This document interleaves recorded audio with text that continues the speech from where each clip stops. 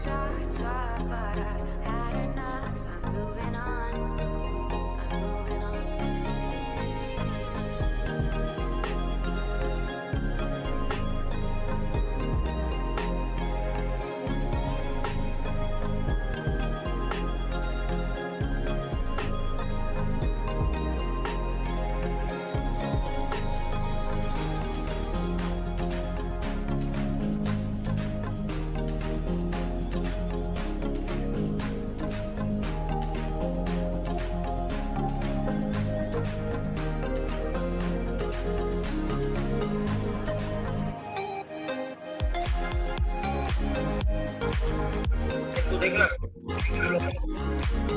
Hello. Audio में आ रहे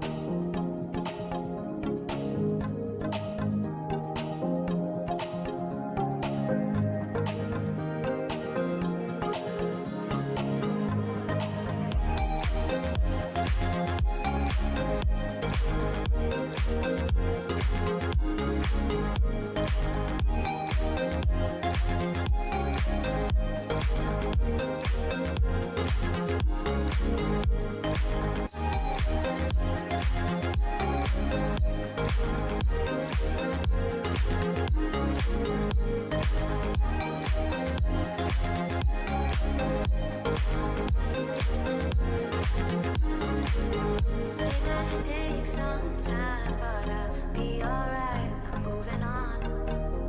I'm moving on. I know times are tough, but I've had enough. I'm moving on. I'm moving on.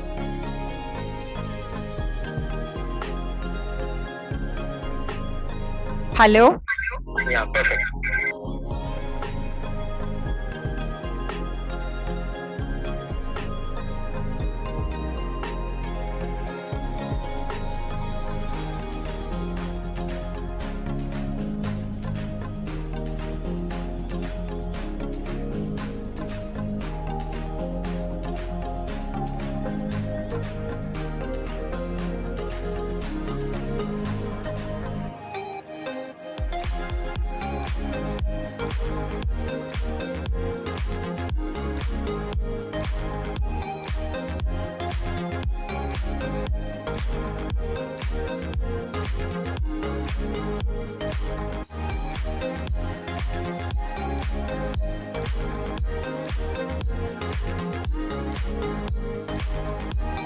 Hello. Yeah, perfect. Okay, I got it. How to play.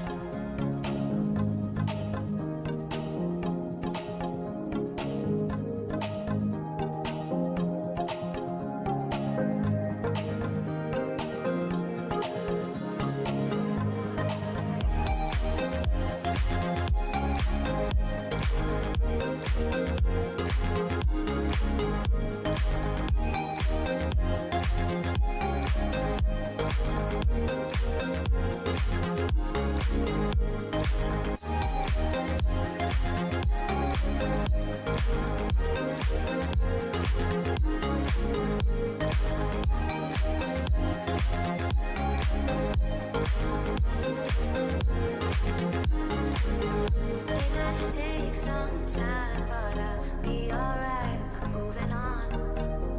I'm moving on. I know times are tough, but I've had enough. I'm moving on. I'm moving on.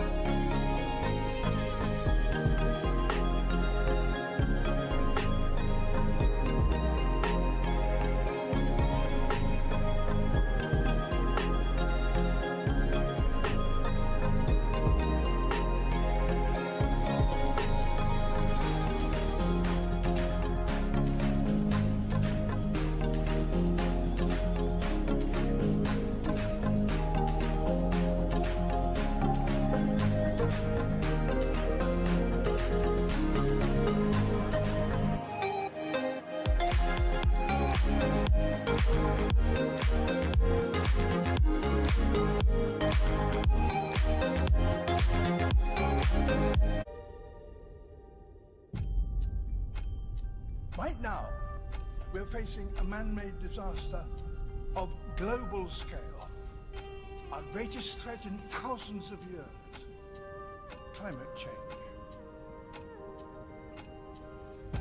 If we don't take action, the collapse of our civilizations and the extinction of much of the natural world is on the horizon.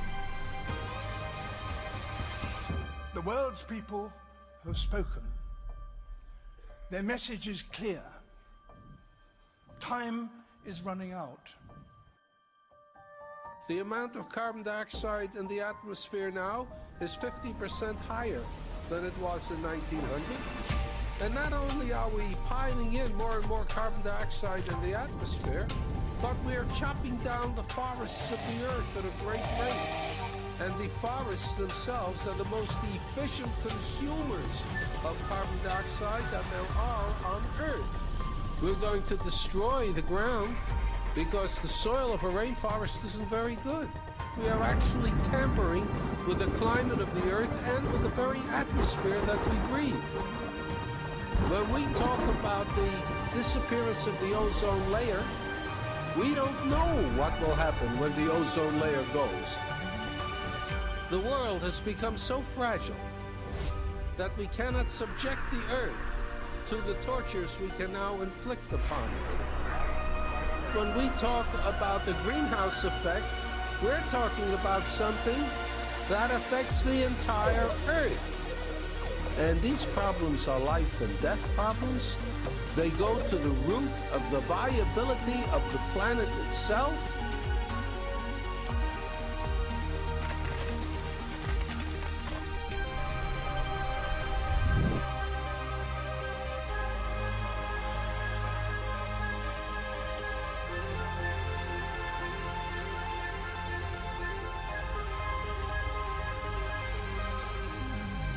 If there's one thing that is biologically certain about the human species is that it is a human species, one species. If we don't stop the destruction of our natural world, nothing else will matter. Simply put, if we don't protect nature, we can't protect ourselves.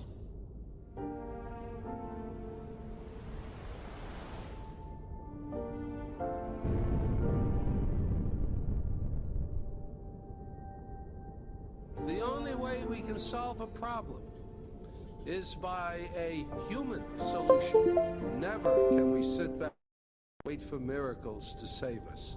Miracles don't happen. Sweat happens. Efforts happens. Thought happens.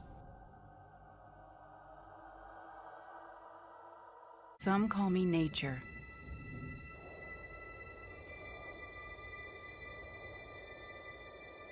Others call me Mother Nature. I've been here for over 4.5 billion years. 22,500 times longer than you. I don't really need people, but people need me. Yes, your future depends on me. When I thrive, you thrive. When I falter, you falter. Or worse.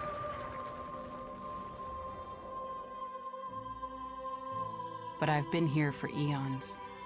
I have fed species greater than you, and I have starved species greater than you. My oceans, my soil, my flowing streams, my forests, they all can take you or leave you. How you choose to live each day, whether you regard or disregard me, doesn't really matter to me.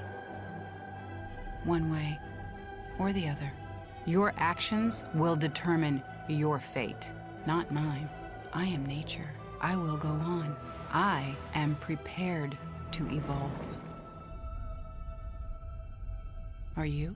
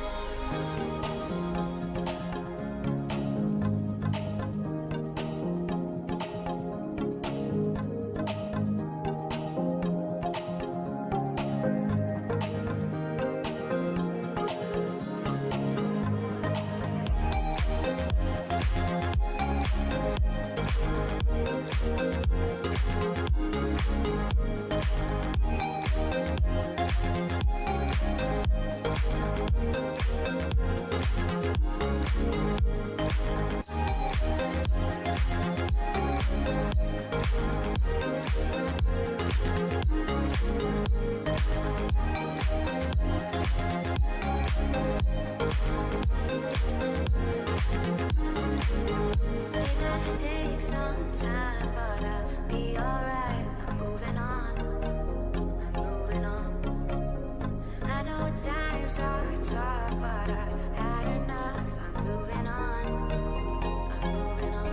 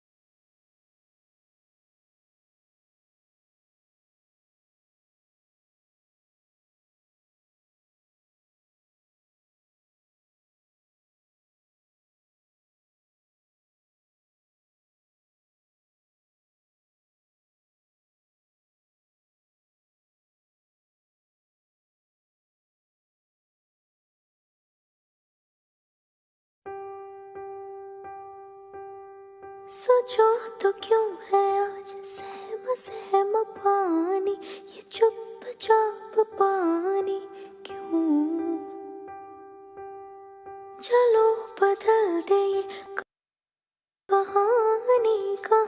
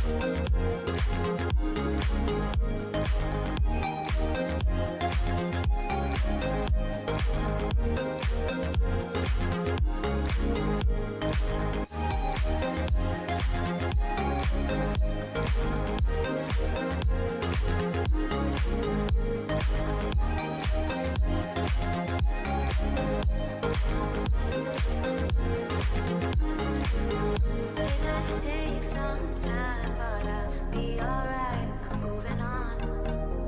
I'm moving on. I know times are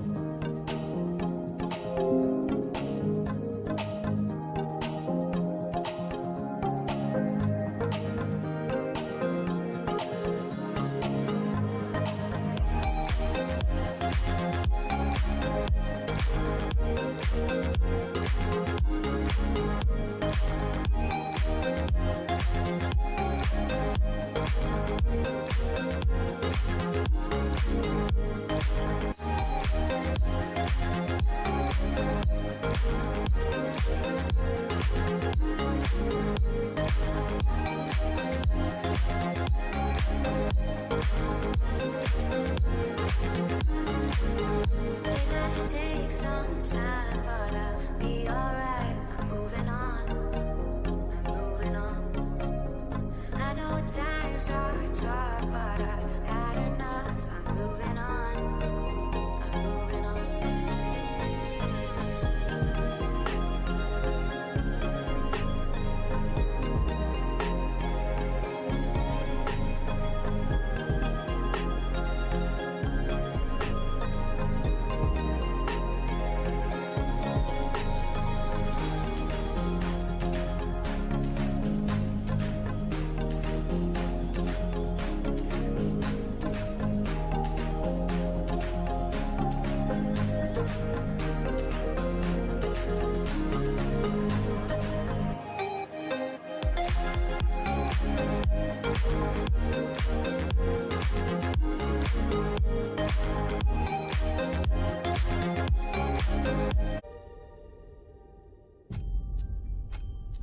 Right now, we're facing a man-made disaster of global scale.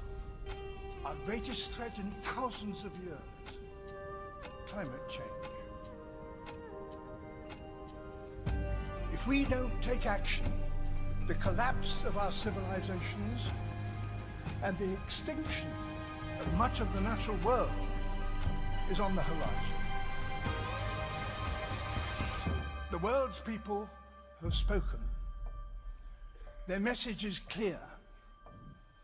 Time is running out. The amount of carbon dioxide in the atmosphere now is 50% higher than it was in 1900. And not only are we piling in more and more carbon dioxide in the atmosphere, but we are chopping down the forests of the earth at a great rate. And the forests themselves are the most efficient consumers of carbon dioxide that there are on Earth. We're going to destroy the ground because the soil of a rainforest isn't very good. We are actually tampering with the climate of the Earth and with the very atmosphere that we breathe. When we talk about the disappearance of the ozone layer, we don't know what will happen when the ozone layer becomes so fragile that we cannot subject the Earth to the tortures we can now inflict upon it. When we talk about the greenhouse effect, we're talking about something that affects the entire Earth. And these problems are life and death problems. They go to the root of the viability of the planet itself.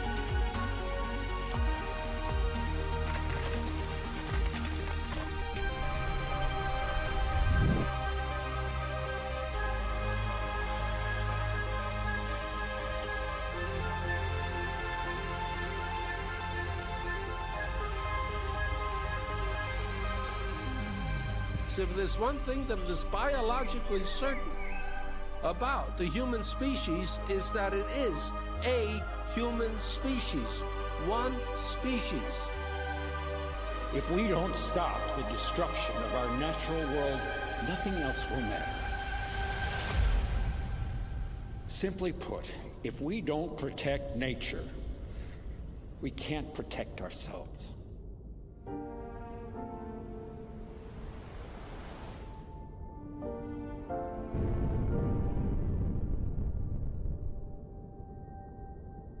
The only way we can solve a problem is by a human solution. Never can we sit back and wait for miracles to save us. Miracles don't happen. Sweat happens. Efforts happens. Thought happens. Some call me nature.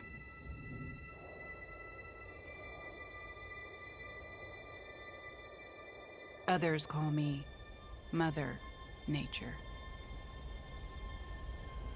I've been here for over 4.5 billion years. 22,500 times longer than you. I don't really need people, but people need me. Yes, your future depends on me. When I thrive, you thrive. When I falter, you falter. Or worse.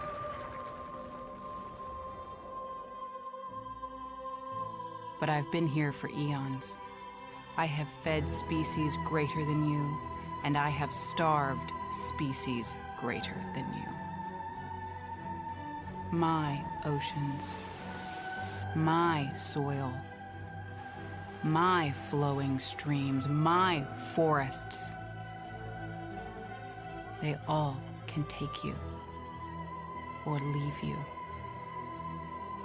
How you choose to live each day, whether you regard or disregard me, doesn't really matter to me. One way or the other. Your actions will determine your fate, not mine. I am nature. I will go on. I am prepared to evolve. Are you?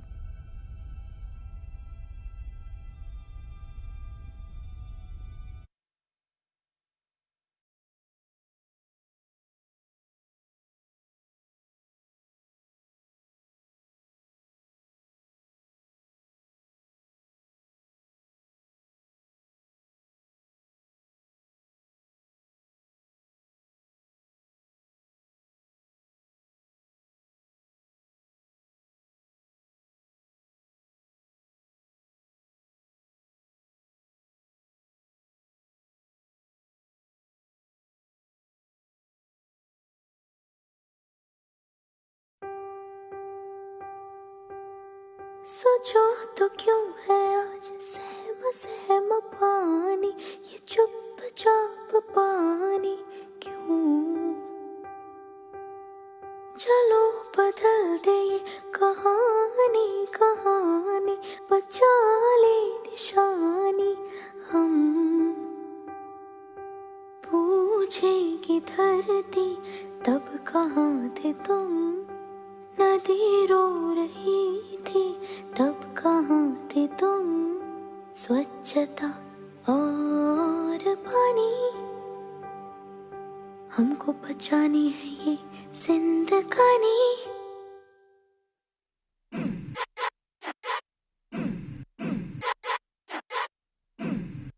सोचो तो क्यों है आज सहमा सहमा पानी ये चुपचाप पानी क्यों चलो बदल दे ये कहानी कहानी बचा ले निशानी हम पूछेगी धरती तब कहाँ थे तुम नदी रो रही थी तब कहाँ थे तुम स्वच्छता और पानी हमको बचानी है ये जिंदगानी है कब से नाराज गुस्सा गुस्सा पानी ये क्यों उदास पानी क्यों चलो बदल दे ये कहानी कहानी बचा ले निशानी हम पूछेगी धरती तब कहाँ थे तुम नदी रो रही थी तब कहाँ थे तुम स्वच्छता और पानी हमको बचानी है ये जिंदगानी Drip, drop, drip, drip, drop, drip, drop, drippity drop, drip, drop, drip, drip, drop, drip, drop, drippity drop. चलो बचा ले ये धरोहर पुरानी ये तेरा मेरा पानी drip, drop, drippity drop. चलो बदल दे ये कहानी कहानी बचा ले निशानी drip, drop, drippity drop. पूछेगी धरती तब कहाँ थे तुम नदी रो रही थी तब कहाँ थे तुम स्वच्छता और पानी हमको बचानी है ये जिंदगानी पानी स्वच्छता और पानी पानी पानी हमको बचानी है ये जिंदगानी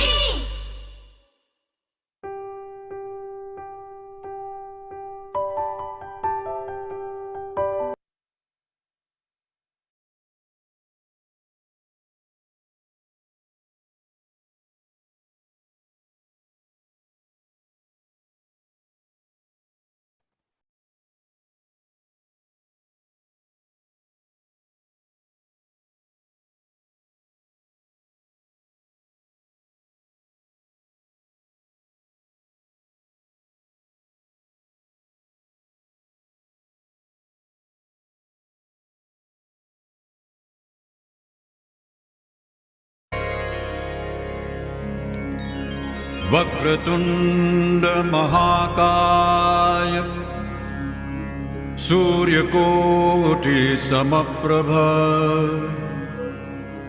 निर्विघ्नं कुरु मे देव सर्वकार्येषु सर्वदा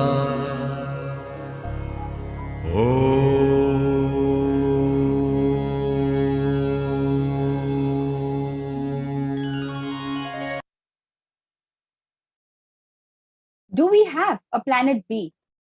Who is the key to cleaner air? A pollution-free air? Are we restoring the ecosystem? Are we not deserting the dry lands further?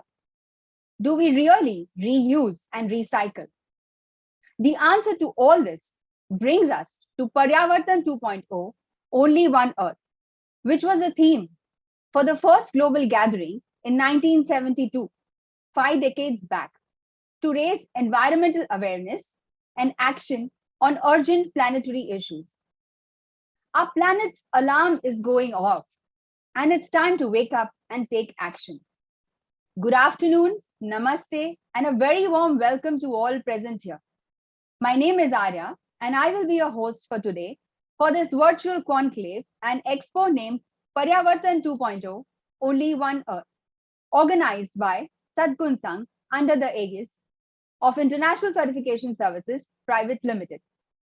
Today, and for the next 2 days, we would have various eminent speakers who would take us along on this rich, meaningful journey of saving environment, enlightening us and taking a step forward to the much restoration required. It gives me immense pleasure and would not miss this opportunity to thank our mentor, guide, and the one who has conceived the idea of the event. Our conference chair and CMD, Dr. Sundar Kataria, a mechanical engineer and doctorate in quality. He started his career in building India's first nuclear power plant at Rawatbata, Kota. Dr. Kataria contributed in developing India's first oil and gas field at Bombay High since its inception. He was the head of the industry and offshore department with D&D for 2 decades.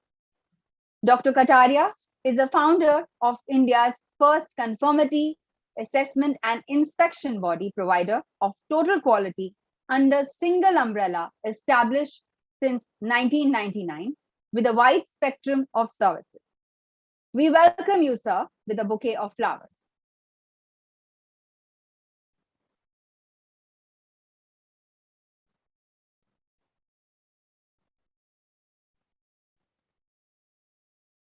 We request you, sir, to kindly grace us with your words of wisdom.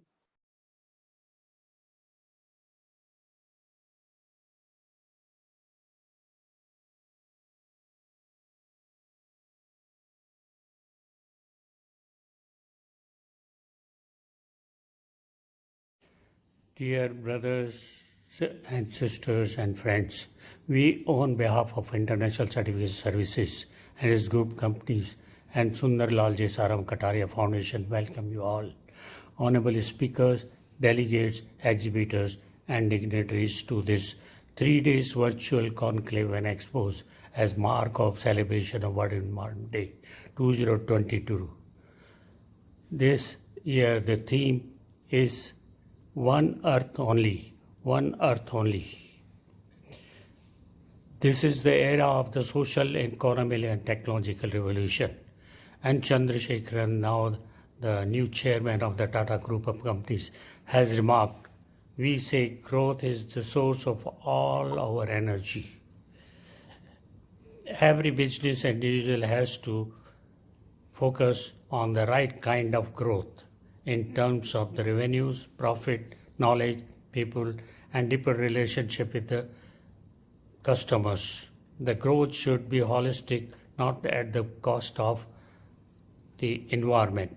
Many companies experienced such a scenario in 2020 when the COVID-2020 pandemic crisis shut down large swath of global economy and global health crisis of the century. As for to close down the business operation and disruption of the supply chain. A century and a half industrialization has badly affected our natural resources, lead to the climate change, rampant pollution, loss of biodiversity, including the human health. The organization need to switch towards the new technology for speedy growth, but same time ensure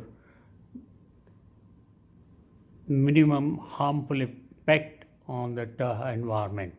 We must sensitize the young generation towards the importance of the environment, and their thought process must be channelized for inventing, adopting environment-friendly technology. All stakeholders, including the government, regulators, communities, customers, consumers, citizens, shall come together to make, implement, monitor policies and procedures to protect the environment. These 3 days conclave shall cover all aspects of the environment towards sustainability and resilience. The national and international speakers representing manufacturers, regulators, suppliers, consultants will deliver and share the expertise toward the protection of our Mother Earth, to protect and preserve her for future generation. Thank you very much.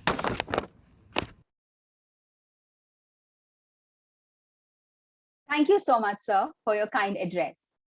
As quoted by Uncle Ben to Peter Parker in A Friendly Neighborhood Spider-Man, with great responsibility, with great power comes great responsibility. Wangari Maathai also quoted, the environment and the economy are really both two sides of the same coin. If we cannot sustain the environment, we cannot sustain ourselves. While we humans have a power to industrialize and economically upgrade ourselves, it is indeed our responsibility to do it wisely by taking care of social and ecological growth. It is now my proud privilege and honor to welcome our chief guest, Dr. Indumati Manivan Nambi. Dr. Indumati is professor at Environmental and Water Resource Division at Department of Civil Engineering, IIT Madras.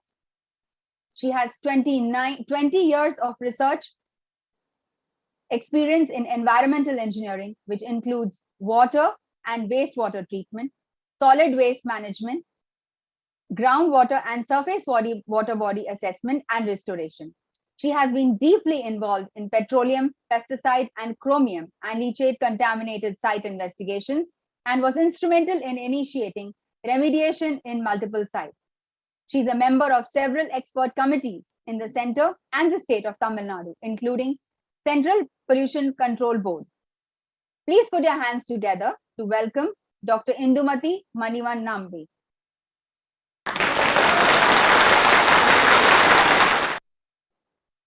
We welcome you, ma'am, and request you to enlighten us with few words.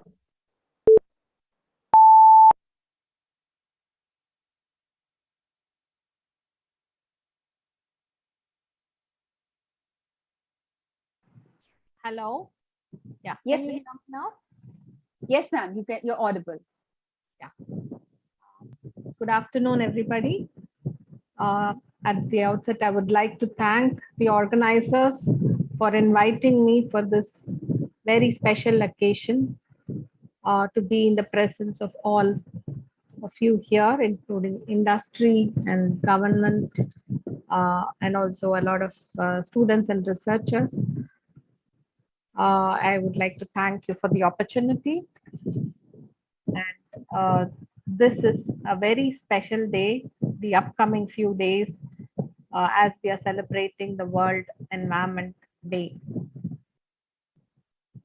I would like to share some of my thoughts on the emerging issues for threatening the environment, and also what are the solutions or the pathways to the solutions. So I come from an academic background, as Ms. Arya introduced. So most of my views are from my 16 years of teaching at IIT Madras, where teaching research, and we also involve in a lot of industry projects, outreach, socially relevant projects. So, and also in recent times, we are also involved in a lot of innovation and entrepreneurship development among youngsters. And me coming from the environment background, I've always laid emphasis on innovations for environment and startups in the area of environment. So with this small introduction myself, I would like to briefly go over a presentation which I made for today. I'd like to share my slides. You have the right, Sam. Kindly. Yeah.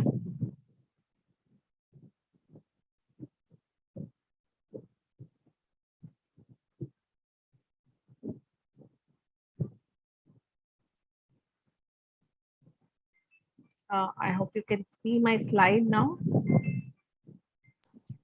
Kindly make it full screen, ma'am. Yeah. Yeah, it's full screen now. Can you see that? So, yeah, only one Earth is the title or the theme of World Environment Day this year. It's a stark reminder for all of us. And my talk is going to be challenges on living with this one Earth we have.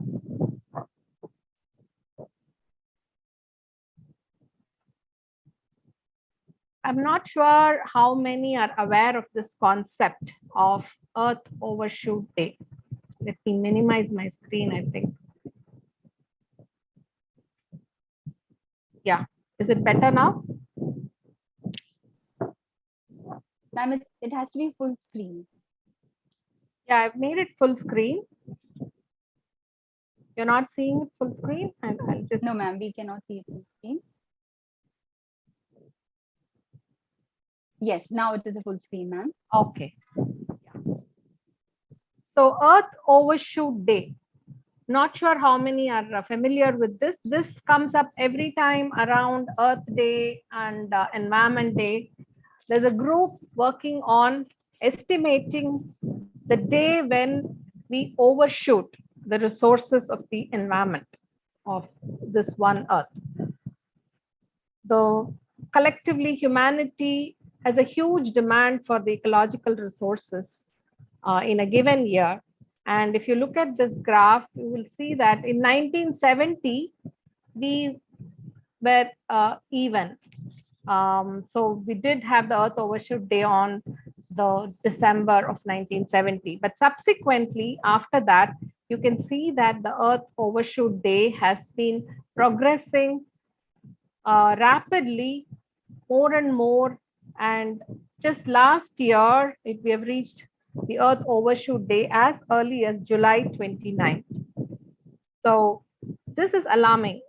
And probably that's why this year, the theme was chosen as only one Earth. So we just can't afford to go closer with this rate of consumption and utilization of resources.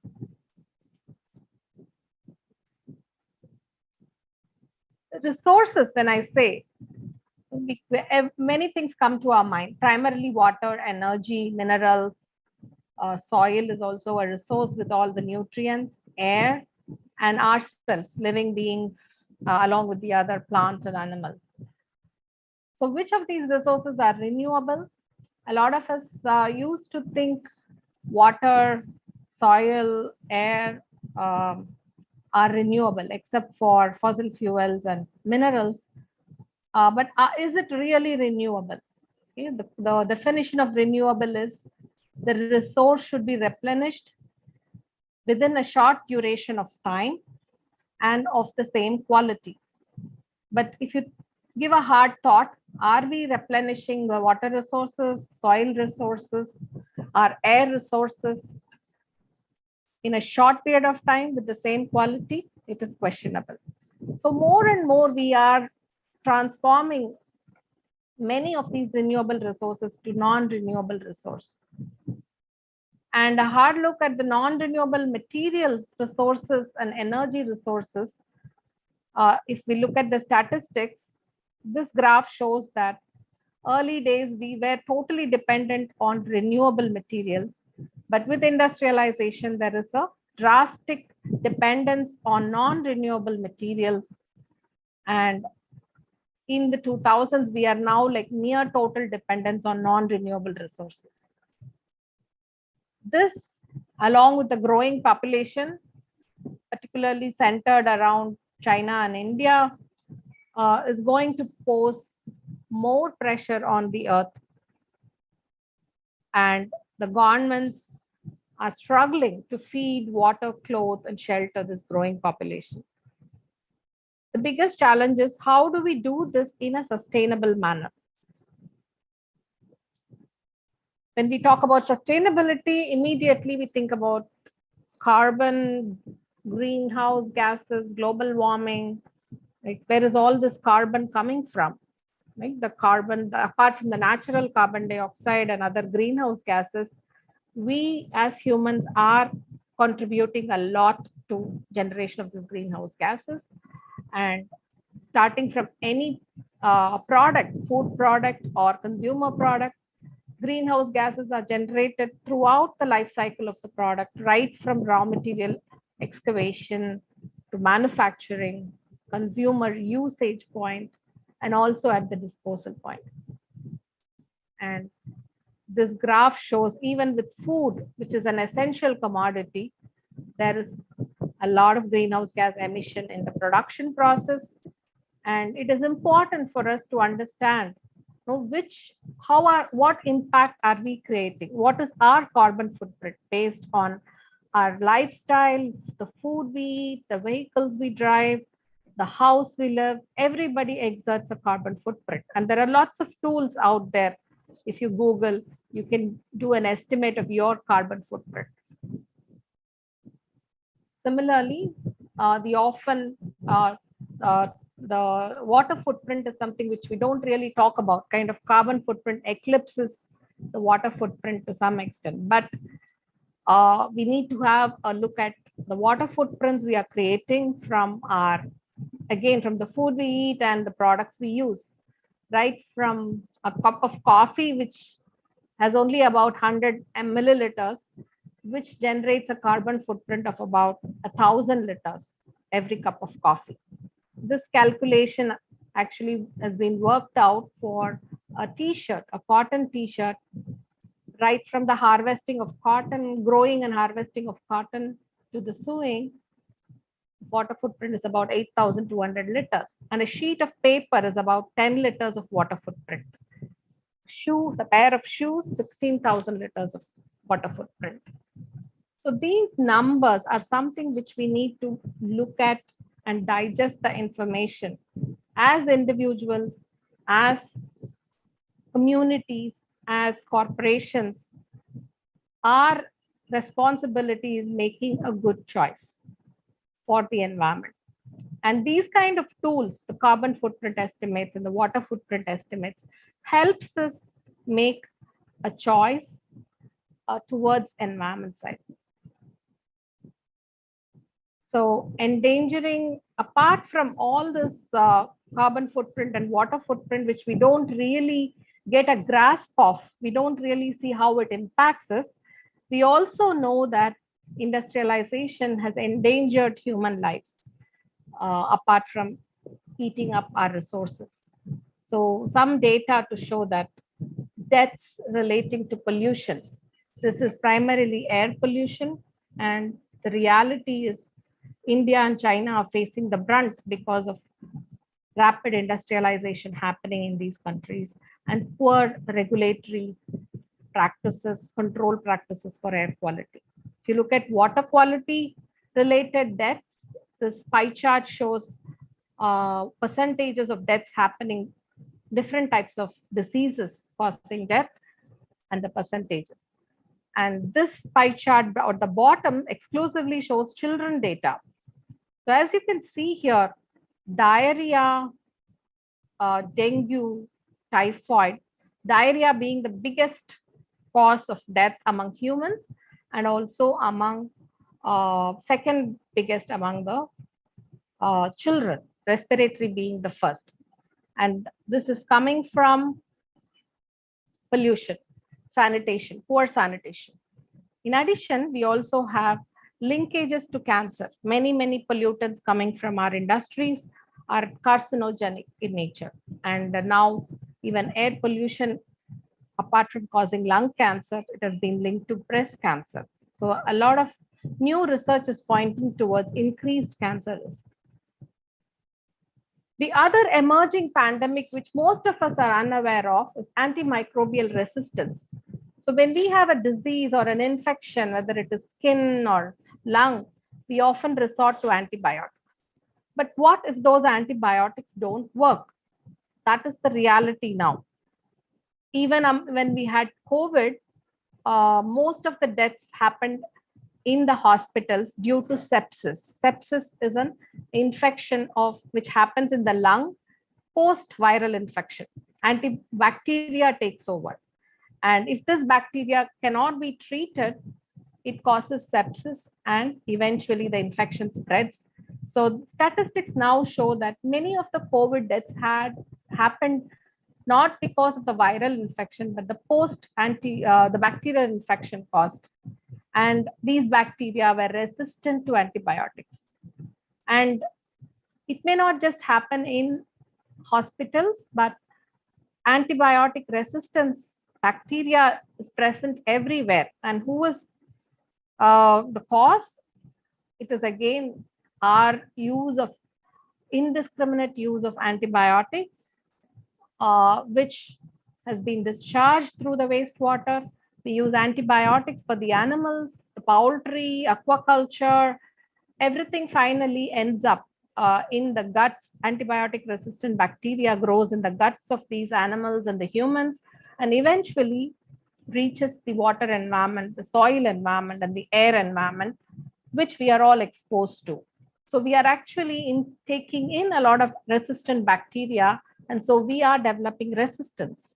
So the antibiotics, when we go to a hospital, may not work. So a lot of research is happening in the WHO, FAO, working with the governments to create national action plan for antimicrobial resistance.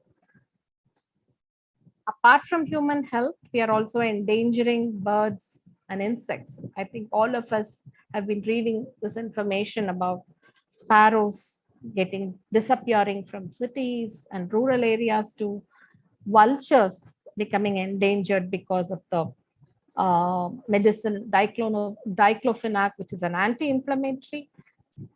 Falcons and passenger pigeons becoming endangered because of the thinning of eggshells. So all these are unintended consequences.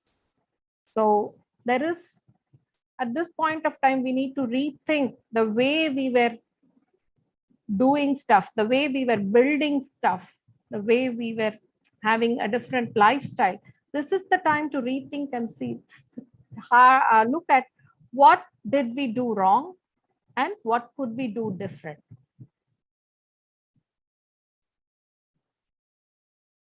So this reality is staring in front of us. Looking at the birds and even the bees becoming endangered, are we going to be an endangered species? Yeah, it looks so based on the data we are seeing and the climate impacts which are happening. How soon is the question?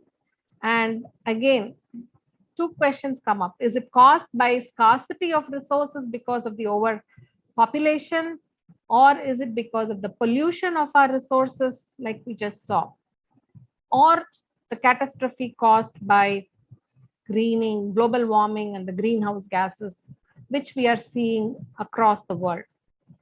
So there are a lot of threats, but what should we do? What can we do? We just can't sit and wait for the government to act or the international treaties to be implemented. There are lots of things which we can do at individual level or at a community level. This example actually shows, some of the examples I'm going to show here are soft.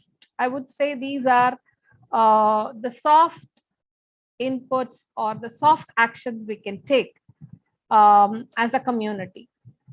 So when tsunami hit Chennai in 2014, 2004, I think, 2004-5, the reality showed us that nature-based solutions are much better in managing catastrophes.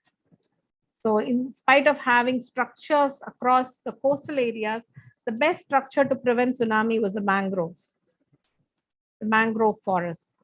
And now we are facing recurring floods because of mismanagement of our resources. And again, nature, we played with nature, mishandled nature, and now it is time to restore nature back so that we can save ourselves from these recurring floods. So nature has a lot of lessons for us to learn, and going back to nature and putting nature where it belongs and where it was supposed to be, and handling it is the one of the solutions. So many cities across the world are taking this lesson, and we can see a lot of development happening in the infrastructure side called blue-green development. So incorporating greenery was a long, it's been around for a while, but now we are looking at blue and green incorporated in our cities. So that there should be water areas allocated for water and for trees. So that has been done in very novel ways, as you can see here: green roofs, green walls. We have seen planters, swales, they call these swales, which can soak in the water when it rains rather than having a paved area. Porous permeable pavements. All these are examples where we can make a difference. These are some of the pictures, which gives a beautiful appearance, and it also provides the habitat for birds and other small living things. It improves air quality. 80% reduction in stormwater runoff can happen, which can prevent flooding and store water. And it also cools the roof surface when we have terrace gardens. This is another interesting example, which was a big project executed in Netherlands, which I had the privilege to visit. It's called Room for the River. While we in India, we are trying to use up water bodies for infrastructure, Netherlands did this beautiful project where they removed communities. A large town was actually evacuated to make room for the river. So this is again nature-based systems. Instead of having groins and having dikes for flood protection, so this was the earlier setup where they had a lot of dikes and they restricted the river into this channel. Now they have expanded. This is a 30-year project where they have expanded the river to flow and allowed the floodplains, brought back the floodplains, removed all the dikes, and created extra room for the river to flow. That way they could harvest more water because of the recharge which is happening, and reduce floods in a natural manner. So these are the images which I happen to see when visit these. These are the photographs which I took. And this particular photograph I wanted to point out. They even thought about a place for birds and doves to perch. So this is under the bridge. They created a small groove so that birds can shelter. So that much of thinking has gone into planning these projects and executing it. And polluted rivers can also be made beautiful. That was a lesson which Germany has showed. So these are polluted river. It was almost like our polluted rivers of the cities in India, where they provided a space for the polluted water to go, and then they had all these berms created. Whenever there was floods, this would be completely flooded, whereas in other times it would be just flowing along the small ditch instead of unsightly crisscrossing, meandering wastewater flows. This was nicely channeled and aerated all along the way so that it gets treated as the water flows. They also made use of these extra space during the summertime, non-monsoon time, to create these temporary bunkers or cabins where people can go and stay and have a good time. So this is maximizing the resources for the benefit of the community. These are snapshots of other, they repurposed concrete pipes which were unused into small cabins where somebody could just stay and enjoy nature. So these are some of the ideas we can pick up from others, and we can also generate our own indigenous ideas. So we also, bees again are one of the endangered species, and these are bee houses being created along the rivers where they can promote the growth of bees. So those are like soft solutions to deal with. But the real hard solution is collectively we should all be mindful. That's the message I want to leave with all of you. Mindful consumption from individuals and organizations, mindful planning, cities and villages should start doing this. Mindful manufacturing, a lot of industry colleagues are here. So it is important to have a very detailed and a holistic look at manufacturing, right from designing raw materials at every step of the way until we reach the disposal and treatment stage. Agriculture is also something which has to relook at the way farmers are practicing agriculture. There is a lot of impact which we can get even with a small change in agricultural practices, because they are like big water guzzlers. So even a small investment in controlling the water use, minimizing the water use can go a long way. Pesticide use, fertilizer use, everything has an impact. So agriculture is also an industry which can have a look at what they are doing and mindfully changing their practices. Government, they have to look at policies, looking at the impacts created, what can be done to facilitate industries, cities, and individuals to move towards a sustainable living. The government is responsible to think through and come up with policies which facilitates this. And again, international agreements are very important. Collective wisdom makes a lot of difference. So the pacts which have been along for the last 50 years, starting from Stockholm, 50 years ago to now, all these pacts have to be implemented by every country. And there is only one mantra. If you want to move to the sustainable solutions, sustainable world, the only mantra which can lead us, this is the hard solution we all have to work towards, is L to C. That is an abbreviation for linear to circular. Everybody has been talking these days about circular economy. Right? The linear flow of material and resources, mine, make, use, dump. This is not going to work anymore. We have to go to the circular way of living, circular way of manufacturing, to make sure that the resources, the limited resources, are being utilized to the maximum extent possible without mining a lot from the limited resources available.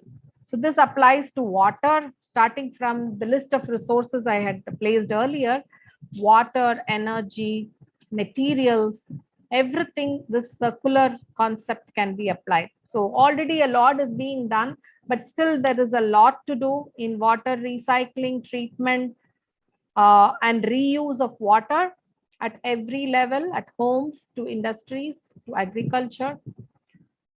And soil, this is something which is very, very important. To feed these billions, we need good soil, and good soil replenished with NPK cannot just be done by manufacturing fertilizers.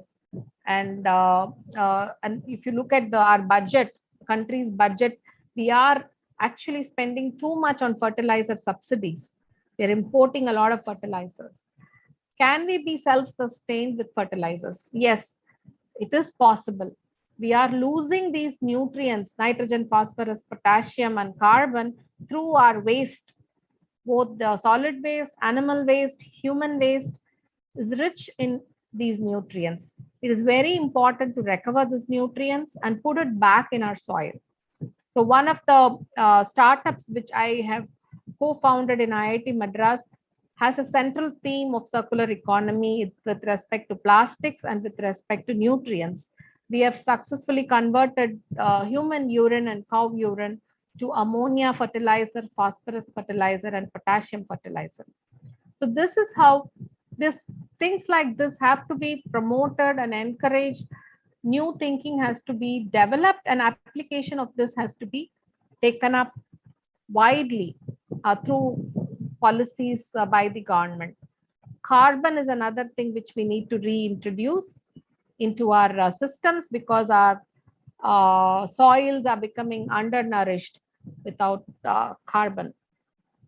The data itself speaks for it. Carbon, nitrogen, phosphorus, potassium are all at deficit, almost 80 to 90% deficit, apart from other micronutrients.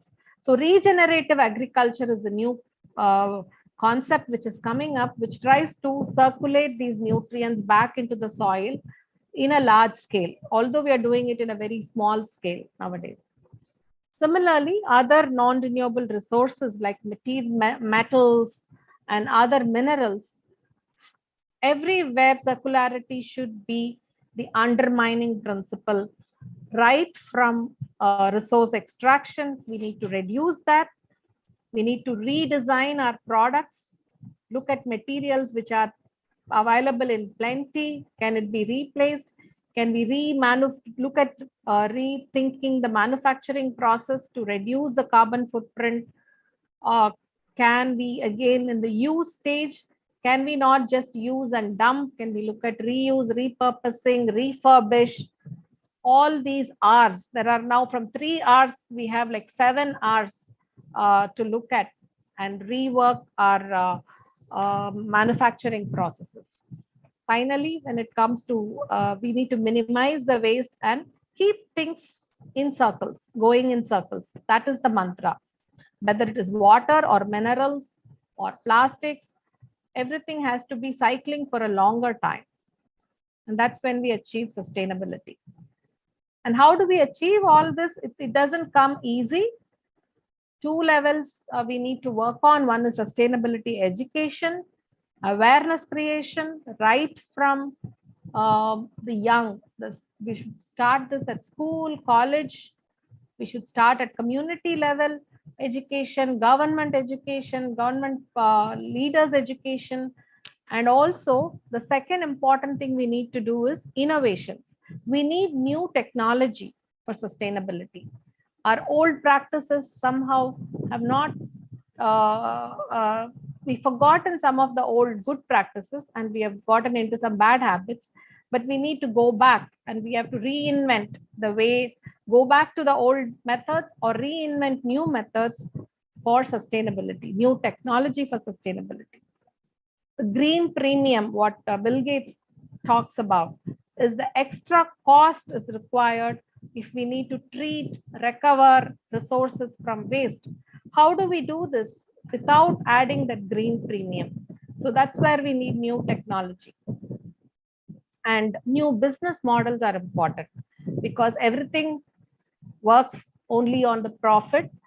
It's not just enough if we preach. Can we do all this with the profit? The recovery is a profit. So we need to look at new business models and new technology, and new entrepreneurs can come up. So there's a thriving economy which can develop around sustainability so that the triple bottom line of sustainability is reached, which is people, planet, and profit. That will be a very successful model to go forward. So I'll stop here. I urge all of you to do your bit for saving the earth, and there's no time for procrastination. We all recognize that we only have one earth. Thank you. Thank you so much, ma'am, for enlightening us. These alarming figures truly need all of us to be mindful, and hopefully we all should be following the circular mantra. We request you, ma'am, please accept our token of appreciation in a form of this small memento.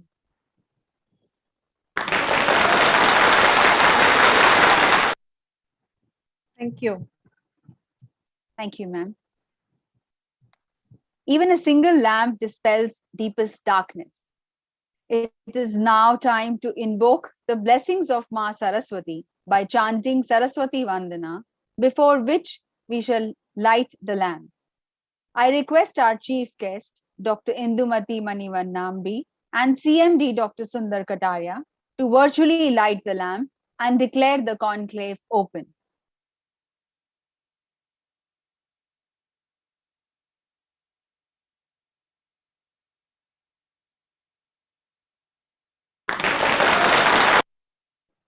कुरुत्वं कल्याणम् आरोग्यं धनसम्पदम् सम्पदः शुभं कुरु त्वं कल्याणम् आरोग्यं धनसम्पदः शत्रुबुद्धिविनाशाय दीपज्योतिर्नमोऽस्तु ते दीपज्योतिर्नमोऽस्तु ते शुभं कुरु त्वं कल्याणम् आरोग्यं धनसम्पदः शुभं कुरु त्वं कल्याणम् आरोग्यं धनसम्पदः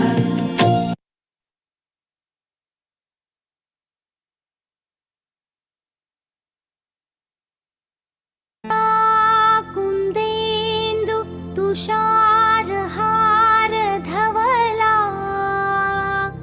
या शुभ्रवस्त्रावृता या वीणा वरदण्डमण्डितकरा या श्वेतपद्मा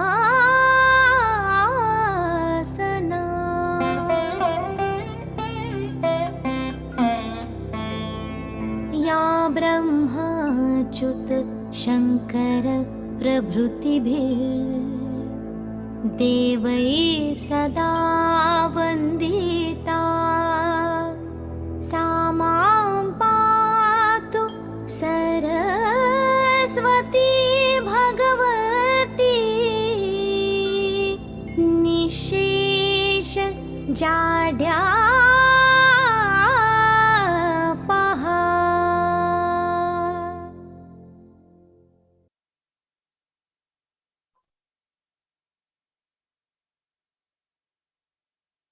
Thank you, ma'am. Thank you, sir. Mahatma Gandhi rightly quoted, "What we are doing to the forests of the world is but a mirror reflection of what we are doing to ourselves and to one another." On this note, it is my proud privilege and honor to welcome our keynote speaker for the day, Mr. Richard Bright. Mr. Richard N. Bright, Director at CRI and NCCF, also a Managing Director at co-founder Technoprolog Private Limited, has his Master's in Computer Application, is a certified Prince 2 practitioner, ITSM, CISCO professional, and is also an robotics automation expert. He is also a digital transformation leader with over 24 years of experience in efficiently managing information technology operations. We welcome you, sir, with a bouquet of flowers.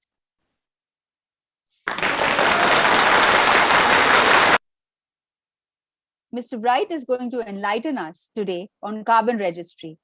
Over to you, sir. Thank you, Arya. I'm really humbled, and it's a privilege to be a speaker at this forum. I'm really humbled to be in presence of such learned and senior people and share my thought and my subject. Thank you for Dr. Surender and Dr. Endu for setting the tone.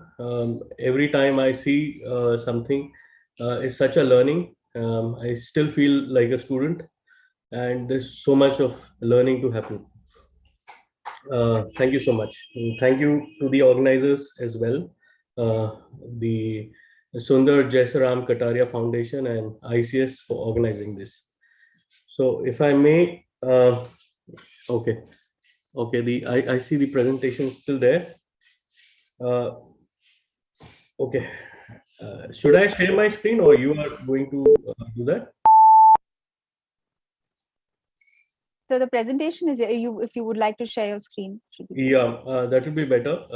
Some correction I had done. Let me just share my screen.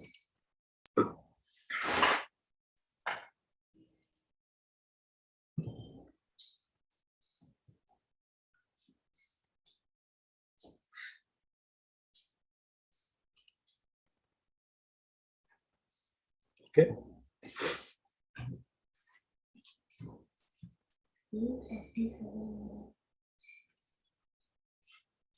Is it visible? Yes, sir, it's visible. We request you to make it to full screen view. I've done that. Okay. So I work with NCCF since past 3 years, since 2019. I come from as you've seen, I've come from a corporate background, totally into technology. And when I joined NCCF, it was a moment of truth and change for me, understanding so much of environment activities in progress, so much of effort is in progress, and what all we need to do. And this is the make or break situation for every one of us, and needs a collective effort. And like Dr. Indu pointed, that we really need to spread the awareness and start from young, and it's the time for new technologies also to be contributing into this. So going ahead, this would be a high level agenda for my presentation.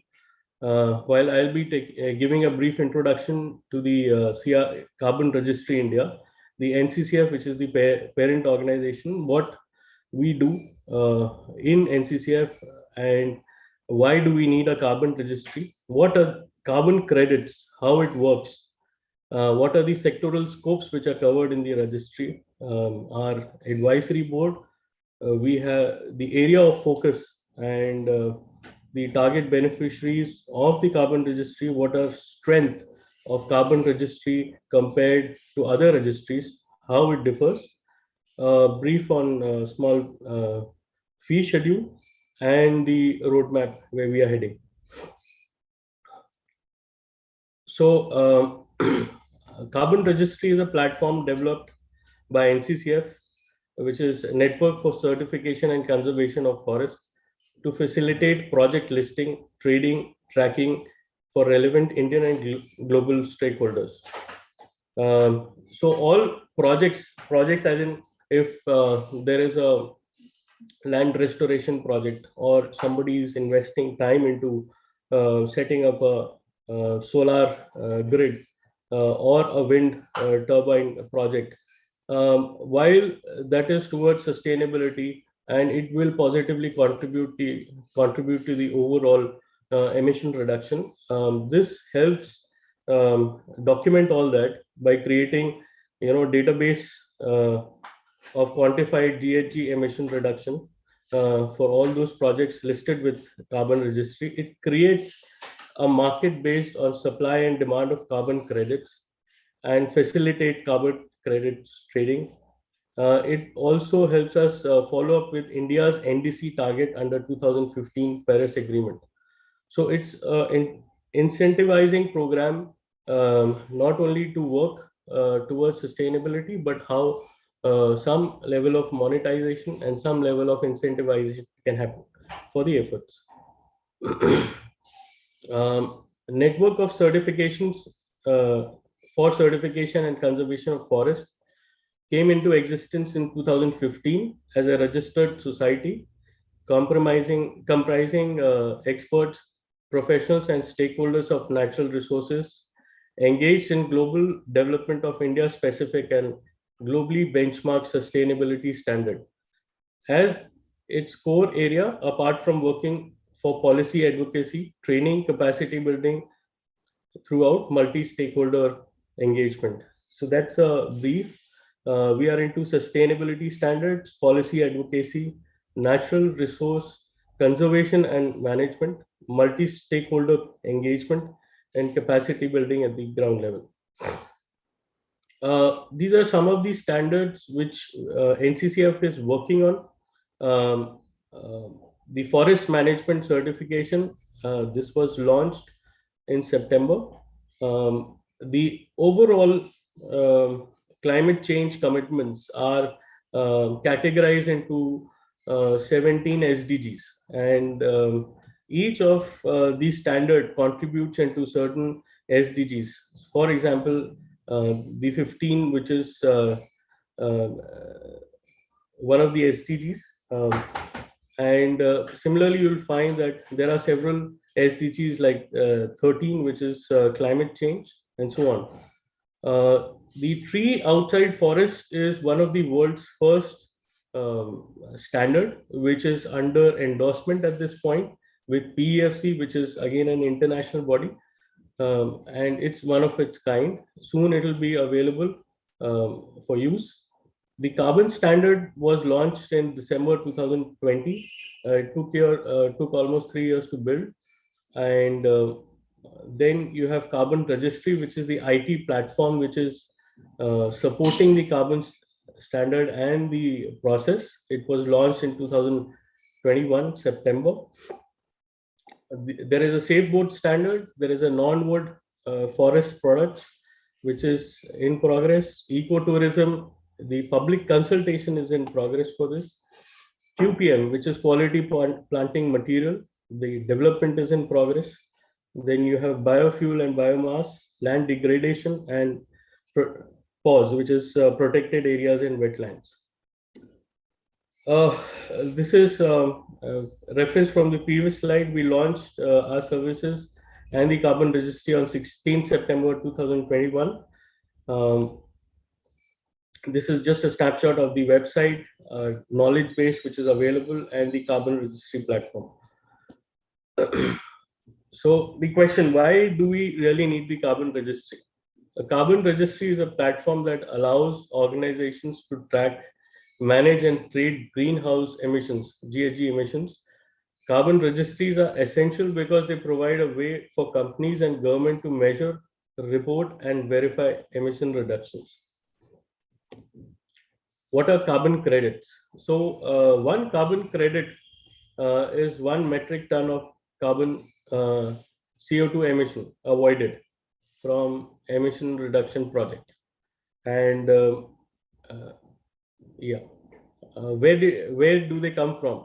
The carbon credit can be from any registered emission reduction project on the registry, such as emission reduction at landfills, reforestation, or renewable electricity projects. There could be multiple in different sectoral scopes. What are they used for? When you purchase a carbon credit, you can offset your emission not only generated from electricity consumption, but also from any other activities that generate emissions such as air travel, commuting, or events.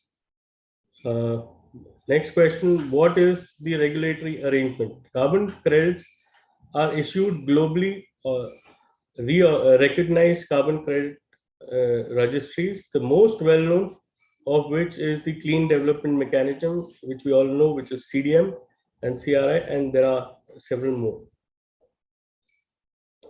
How it works.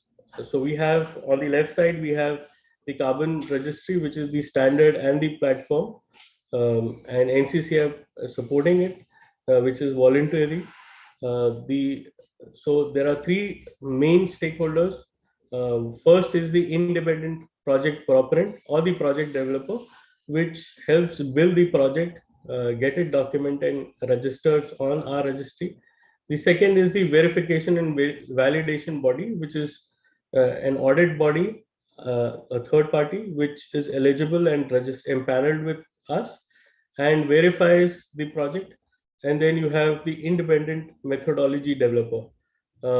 This is something which is very crucial.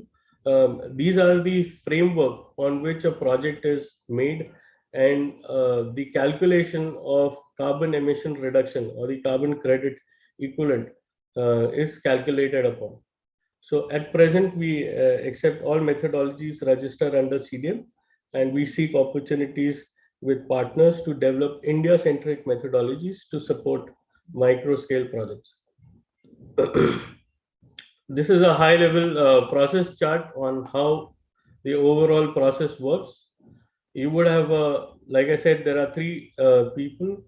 In this, only the regulatory body, which is NCCF, is required, the project proponent, and the verification body. So a project is registered, the project developer is registered on our platform. There is a KYC and approval process by NCCF. Then the project registered by the project proponent or the project developer is listed on the system. It gets published for 30 days for public consultation. Once it is done, the project then the project developer is open to appoint a VVB, which is empaneled with us, and they can validate their project. Once the validation is submitted, the project is verified and validated by the validation body. It is submitted to us. It gets reviewed. The project then is called a registered project, and then it goes into a monitoring cycle where it would generate, take time to complete, and then eventually generate carbon credits. Once the verification cycle happens, there is a monitoring report which is published and submitted by an IPP. A listing of monitoring report is also published online for 30 days, and then there is an appointment for VVB or the verification body to verify the monitoring report. And once that is verified, there is a review process by NCCR, which is carbon registry, and then the issuance is done to the project developer.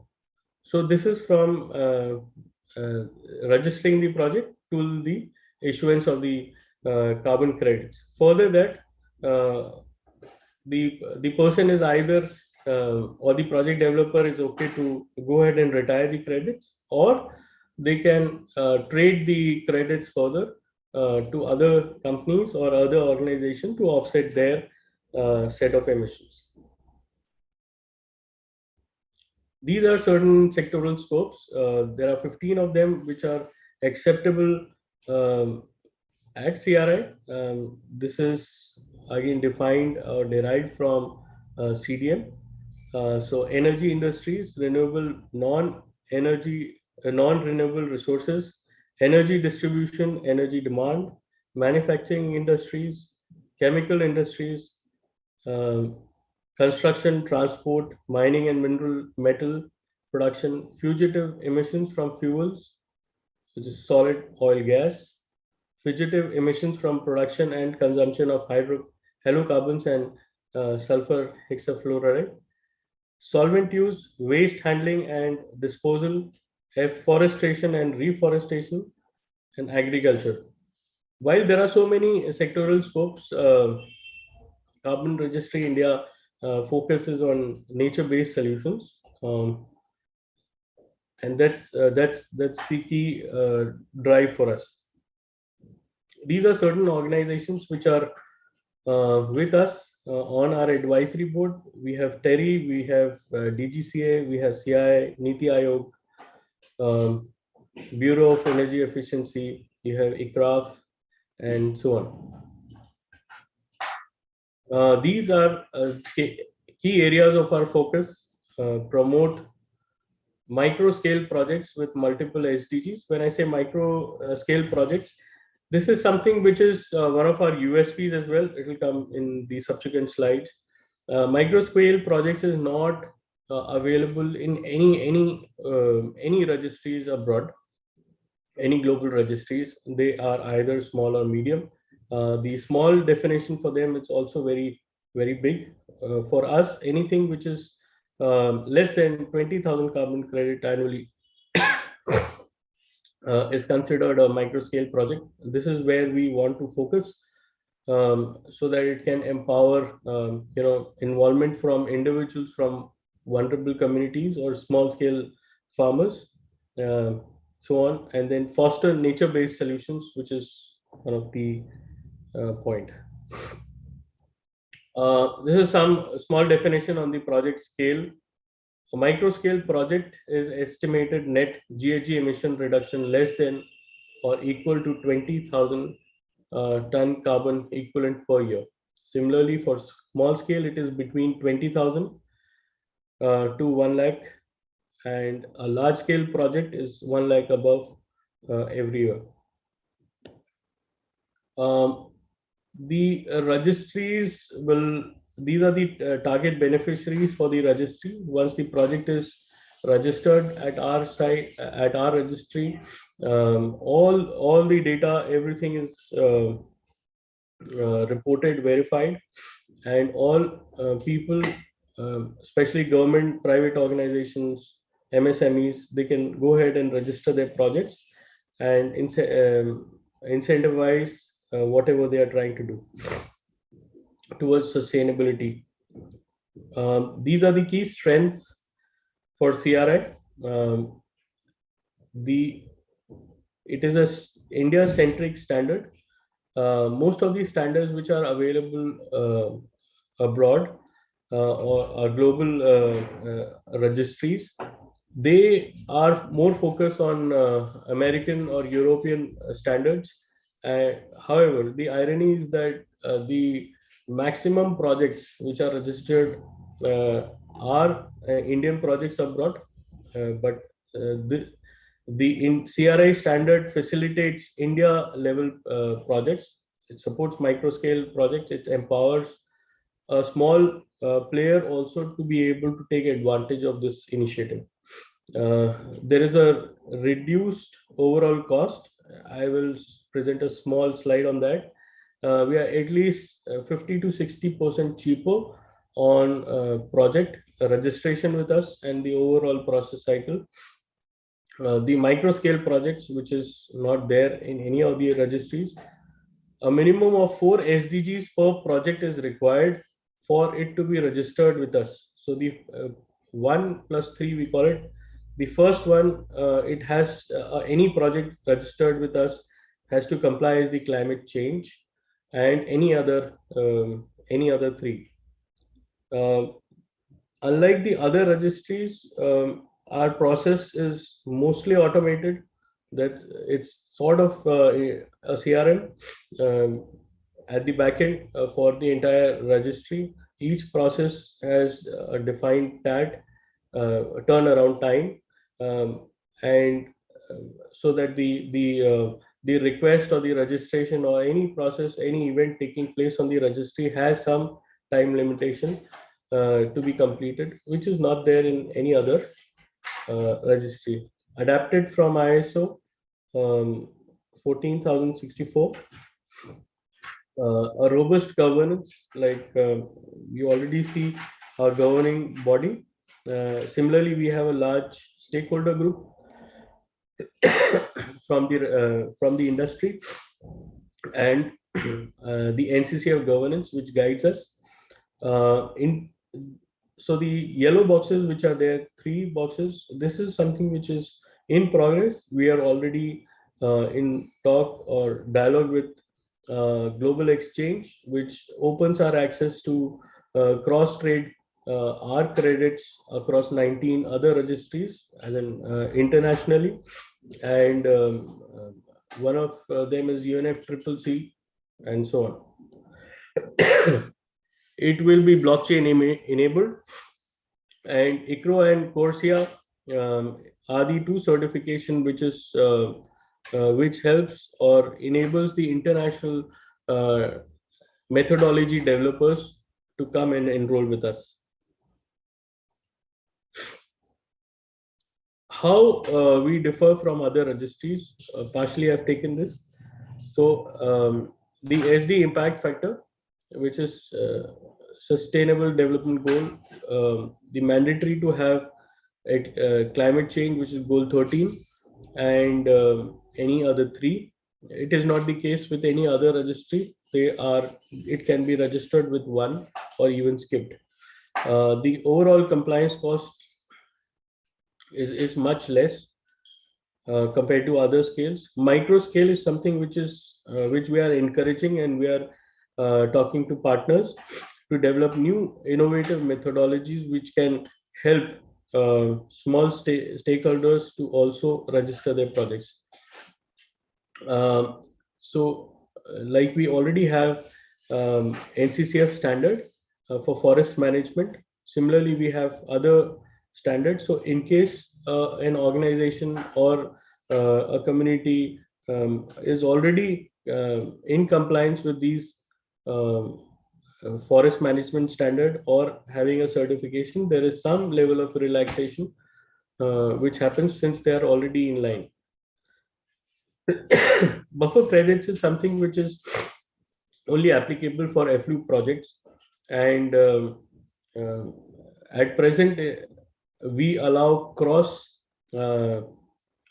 contribution across project, which is not there in any other registry.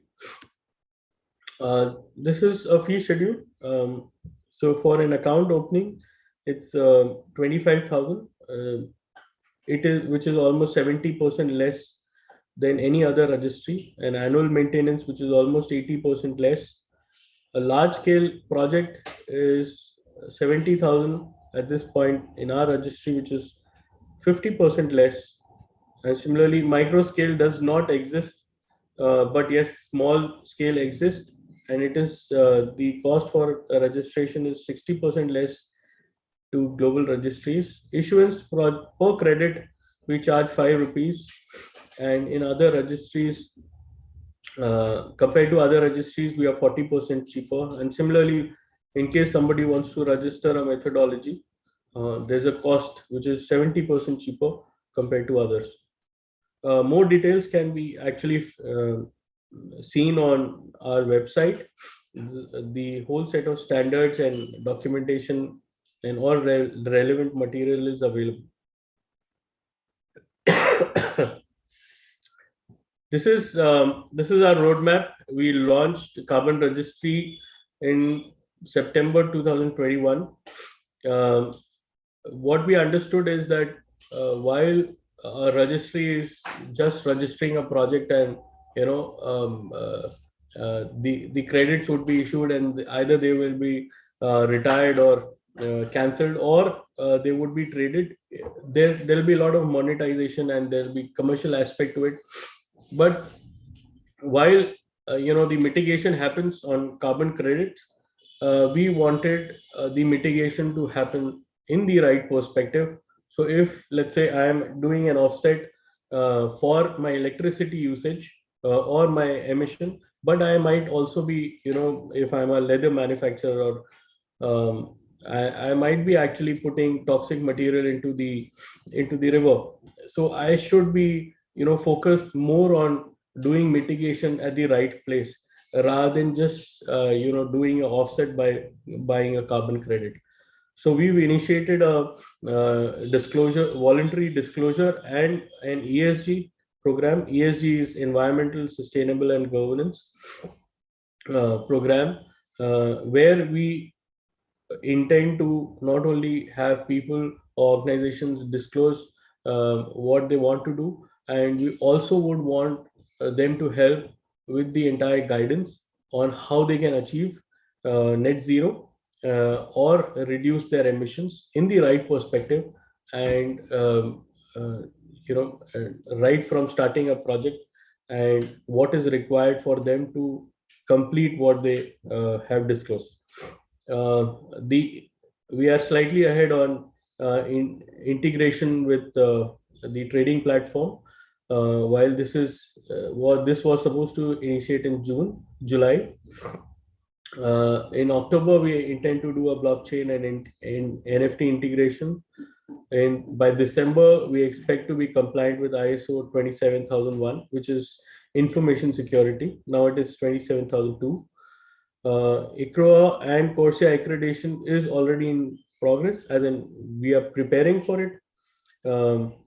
And a mobile application which helps simplify the entire process and enables end users to easily purchase credit or contribute or register their projects directly. And May 23, we intended to take this later, but we are already in dialogue with certain partners and big organizations, where they would develop methodologies specific for India and micro projects, which is non-existent at this point.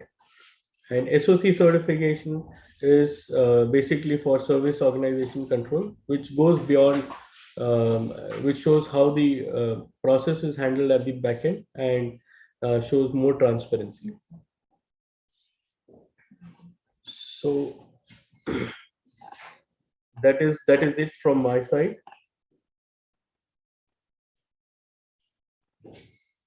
Thank you so much, sir, for your valuable insights on carbon registry. Rightly stated by Anton Chevok, Man has been endowed with reason, with the power to create, so that he can add to what he's been given. But up to now, he hasn't been a creator, only a destroyer.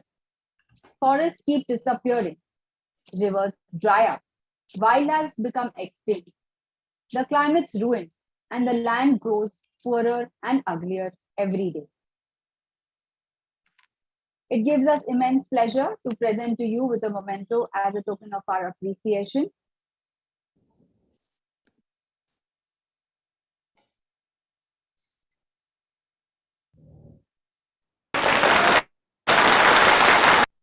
Thank you so much, Arya.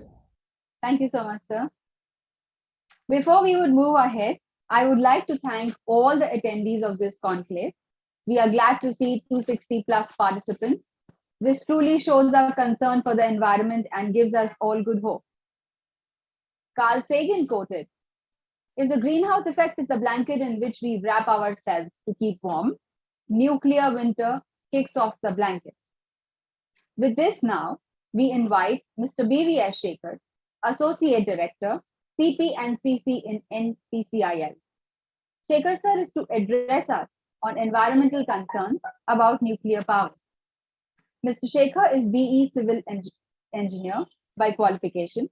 His experience in nuclear power in projects, selection of sites, project planning, and corporate communication extends over 3 decades.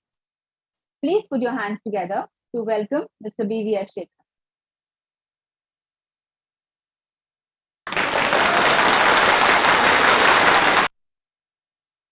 We request you, sir, to kindly give us your valuable expertise.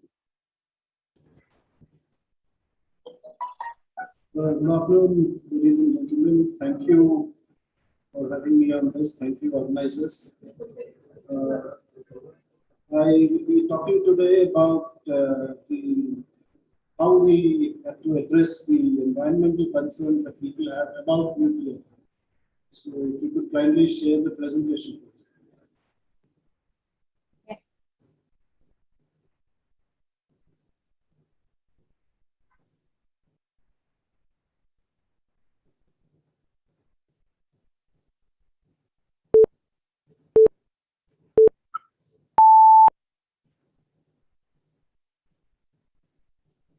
Okay, can I start now? Yes, sir. Okay. So today we are really concerned about the environment. So what is the biggest environmental concern today? If one were to ask, it's definitely climate change. The consequences of which we are already feeling, because there may be the odd skeptics, but then all of us are very clear that it is caused by global warming, which in turn is caused by the greenhouse gas emissions which we are going on putting into the atmosphere. So the solution obviously is that you have to mitigate this by reducing greenhouse gas emissions, which and we need to eventually move to what is called net zero, which has been discussed so much of late. Because earlier it was only about certain targets, reduction of emissions, but now people have realized that these things are not going to work. We are already running down a precipice, so we need to get to what is called as net zero. If we Sorry to interrupt, sir. Yeah. We would request you if you could be a little more closer to the mic. Okay.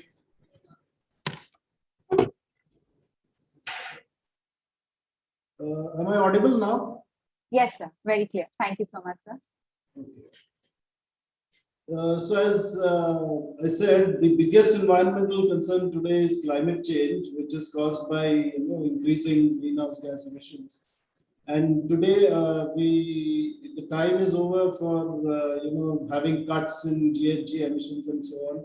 Everybody is only talking about getting to net zero. So we need to get to net zero emissions. Each one has set their own targets. Next slide, please.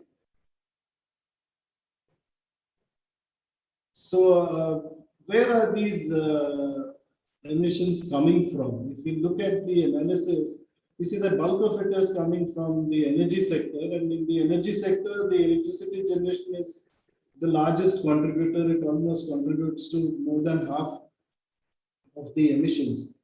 So if some is an area where we need to attack for reducing this or moving towards net zero, it has to be the energy sector. And in energy sector, the option is only to decarbonize, because energy sector, whether it is power or industry or transport, is almost totally, fully, majorly driven by fossil fuels, which burning of which leads to GHG emissions. So the next slide, please. See this, the Honorable Prime Minister has already made these Panchamrit promises in which he has targeted that we will achieve net zero by 2070. And if you see his earlier, the other four Panchamrits, most of them are related to the energy sector, that we'll have non-fossil energy capacity, we'll get 50% of our energy requirements from renewable energy.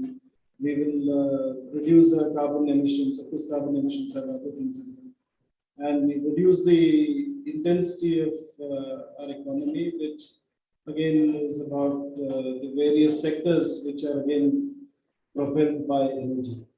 So decarbonization is the way forward. The next slide, please. Yeah, so if we are to decarbonize the energy or the power sector, we have to look at those which have low carbon emissions, the technologies which have low carbon emissions.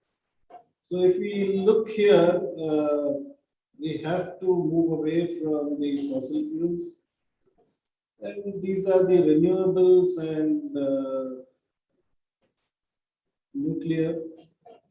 These are the ones that we need to look at as solutions to this issue.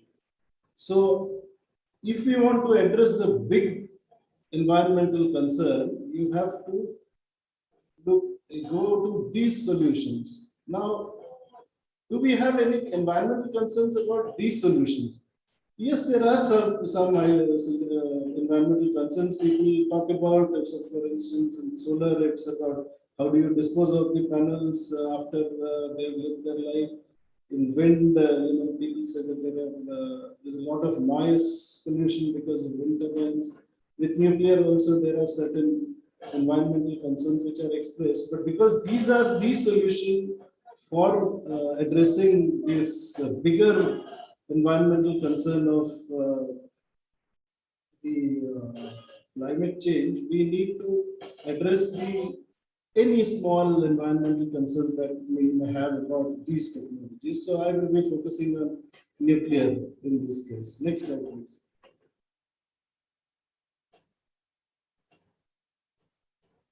Next slide, please.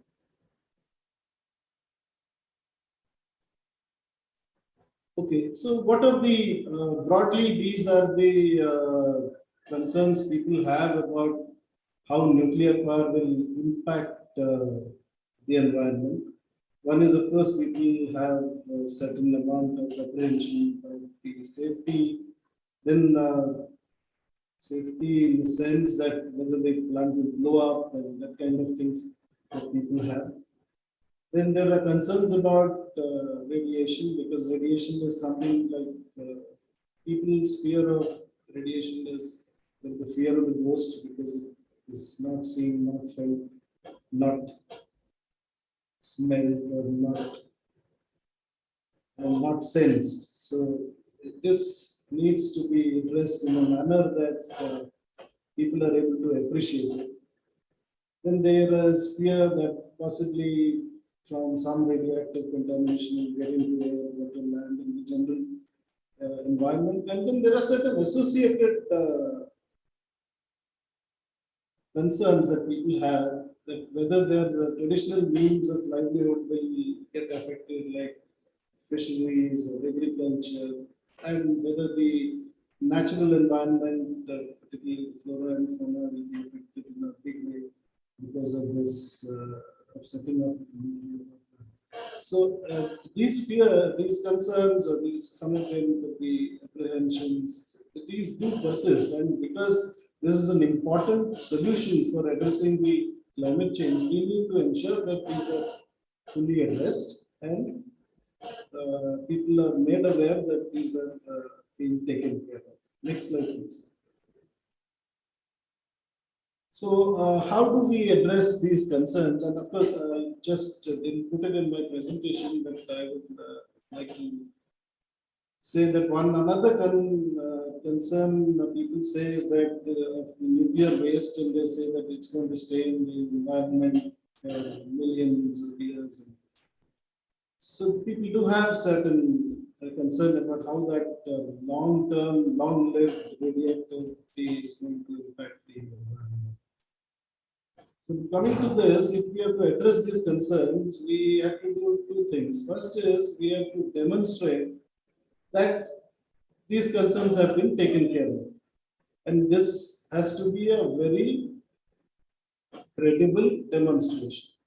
And second thing is we need to reach out to people, because you can demonstrate only to certain people who come in contact with you, but then you also have to make effort to reach out to everyone and show them, so that they are aware, they are made aware of the how these concerns have been addressed, and this has to be taken up in a big way to attack the climate change problem. Next slide, please.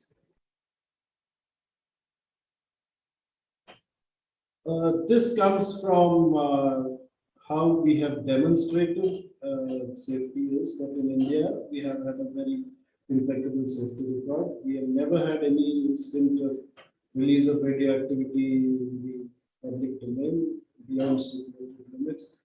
In over 53 years that we have been operating, we've had a very good safety culture. It is demonstrable. We have been peer reviewed by various organizations and who have actually praised our safety culture, like the International Atomic Energy Agency, and then our own group of nuclear operators, the World Association of Nuclear Operators. And above us, there is a robust regulatory mechanism, and they're very, very tough people. In fact, one of the regulators will be speaking after me. So this is a demonstration. We have not had any problem for the last 53 years wherein there has been any release of radioactivity beyond the public. So this is a demonstration of our authority. So next one, please.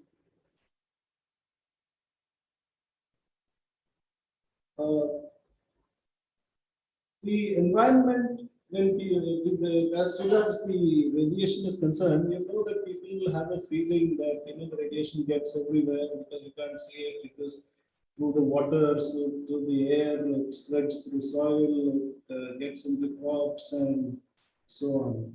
So we have a mechanism by which at every nuclear facility all around, about particularly in respect of power plants, it is about 30 kilometers all around. All the environmental matrices like air, water, sample, vegetation, foodstuffs, milk, fish, meat, and many other matrices are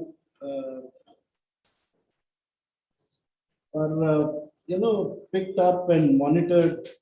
They're sampled from all around the places. You can see these pictures, people picking up shellfish and then picking up vegetation, picking up soil.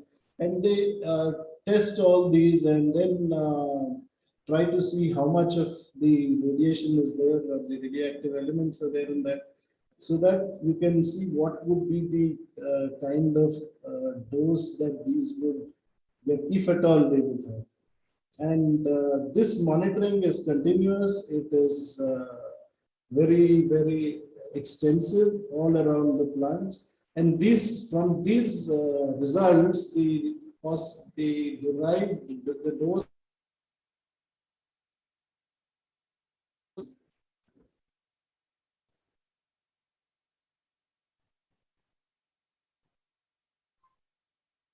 Sorry to interrupt, sir. Yeah. You're not audible. Okay. Can you hear me now?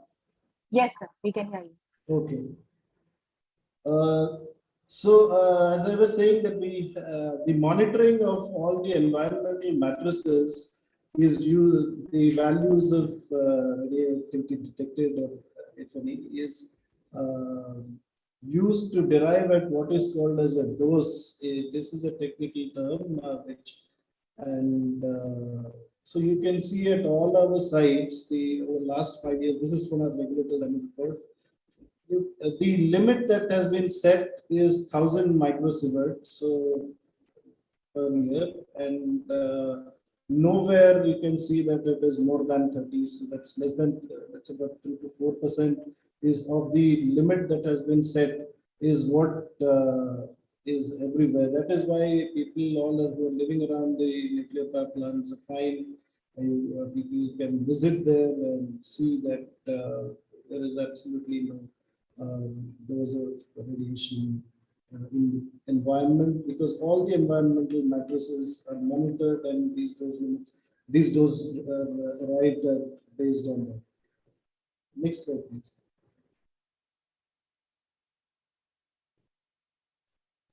Apart from that, there is, no one can claim that to be zero environmental impact, because any activity has got an impact. But what kind of impact it has on the environment?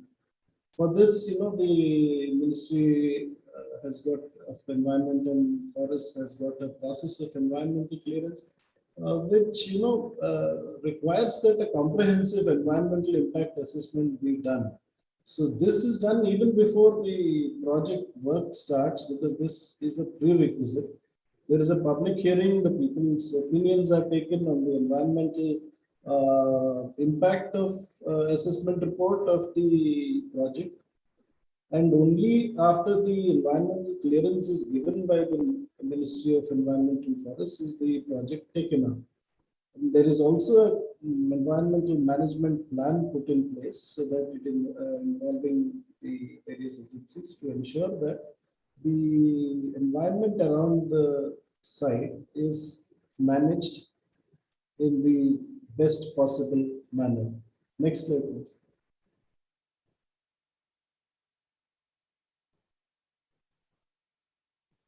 About the traditional means of livelihood being impacted, because people have this, these are, you can see these, that, the fisheries, and we have the discharge canal next to it. If you can visit any of these places, you'll find that there's an abundance of fish, there's an abundance of various other aquatic species, and crops grow just on our fence post, and they grow very well. So there is no impact whatsoever which is caused on the people's livelihoods in the vicinity of our nuclear power plants. Next slide, please. And because we also have an advantage of requiring a very small footprint because nuclear power plants take up only about 60, 70, 80 hectares of footprint for 2 into 700 or 2 into 1000 megawatt plant. The area, and because we have no stack emissions, nothing goes on the stack. Those stacks that you see, or the chimneys, what goes out is the ventilated air which goes through the ventilation systems. And all around, we maintain a green belt, and in fact, it is so pristine. I would urge people to come and visit our plants. You can see that it's effectively so beautiful all around, because the environment around doesn't get it. The natural environment flourishes so well. Plus, because we have this total requirement of the regulatory code that we have to keep a zone around our nuclear power plant fenced, and there is no human intervention there. It's developed like a natural forest. So, in fact, our nuclear power plants are kind of treasure troves of flora and fauna, and particularly birds, animals, and butterflies, and so on. So, the natural environment actually flourishes around nuclear power plants. Next, please. Next slide, please. So, having demonstrated that all the concerns of people that are there about the environmental impact of taking care of, we also need to reach out and tell people, because I myself have had a lot of experiences where people have apprehensions because simply because they have not seen this, they have not seen the demonstration of this. I can share an anecdote that once we escorted a group of honorable MPs to one of our power stations, and we took them straight to the control room. And those people probably had seen all those videos and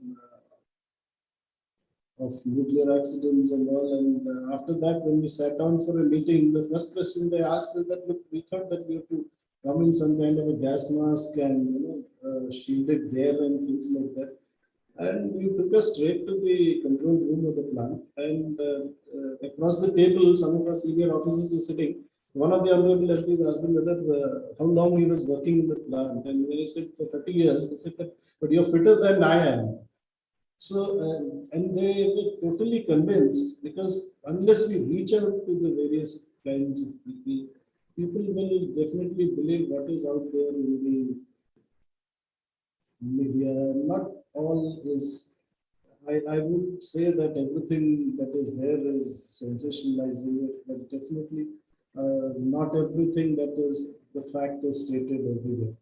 So we have a program of reaching out. In fact, we have some of the masters of this who will be speaking next.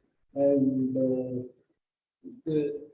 one of the most important things is, taking people to our plants. In fact, on our website, we have a link whereby people can request for a visit to a plant.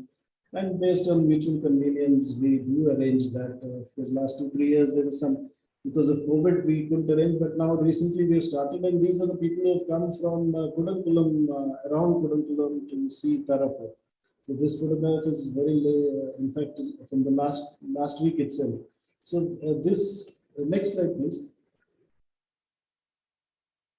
We're also, putting up various science centers. It's the Honorable Minister of Atomic Energy inaugurating our Delhi Science Center. It's about a 6,000 square foot area. We have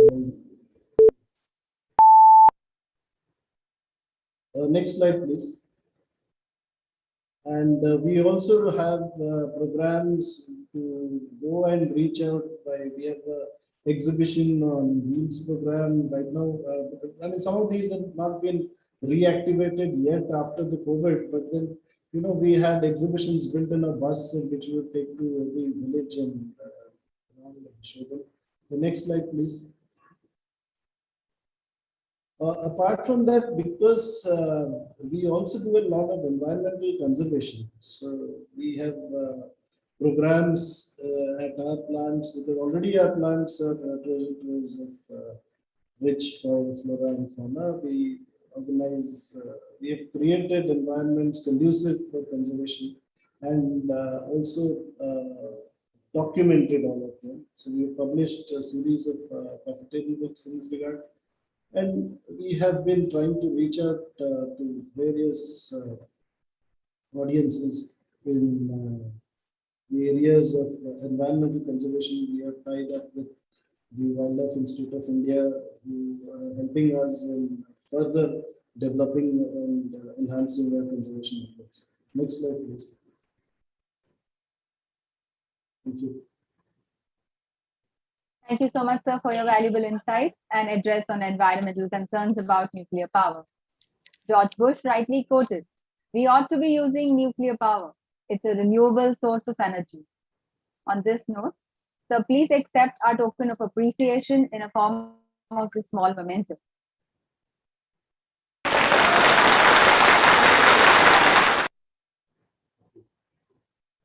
I do not want to protect the environment. I want to create a world where environment doesn't need protection. With this, we now invite Sri G.R. Srinivasan, former Vice Chairman, Atomic Energy Regulatory Board.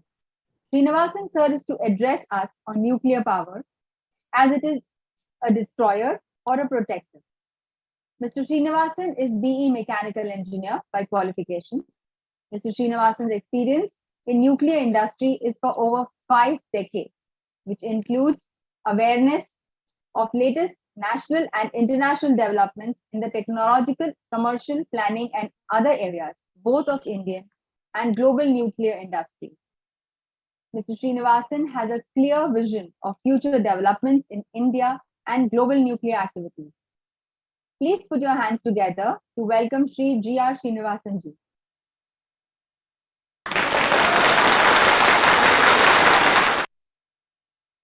We request you, sir, to broaden our perspective on the subject.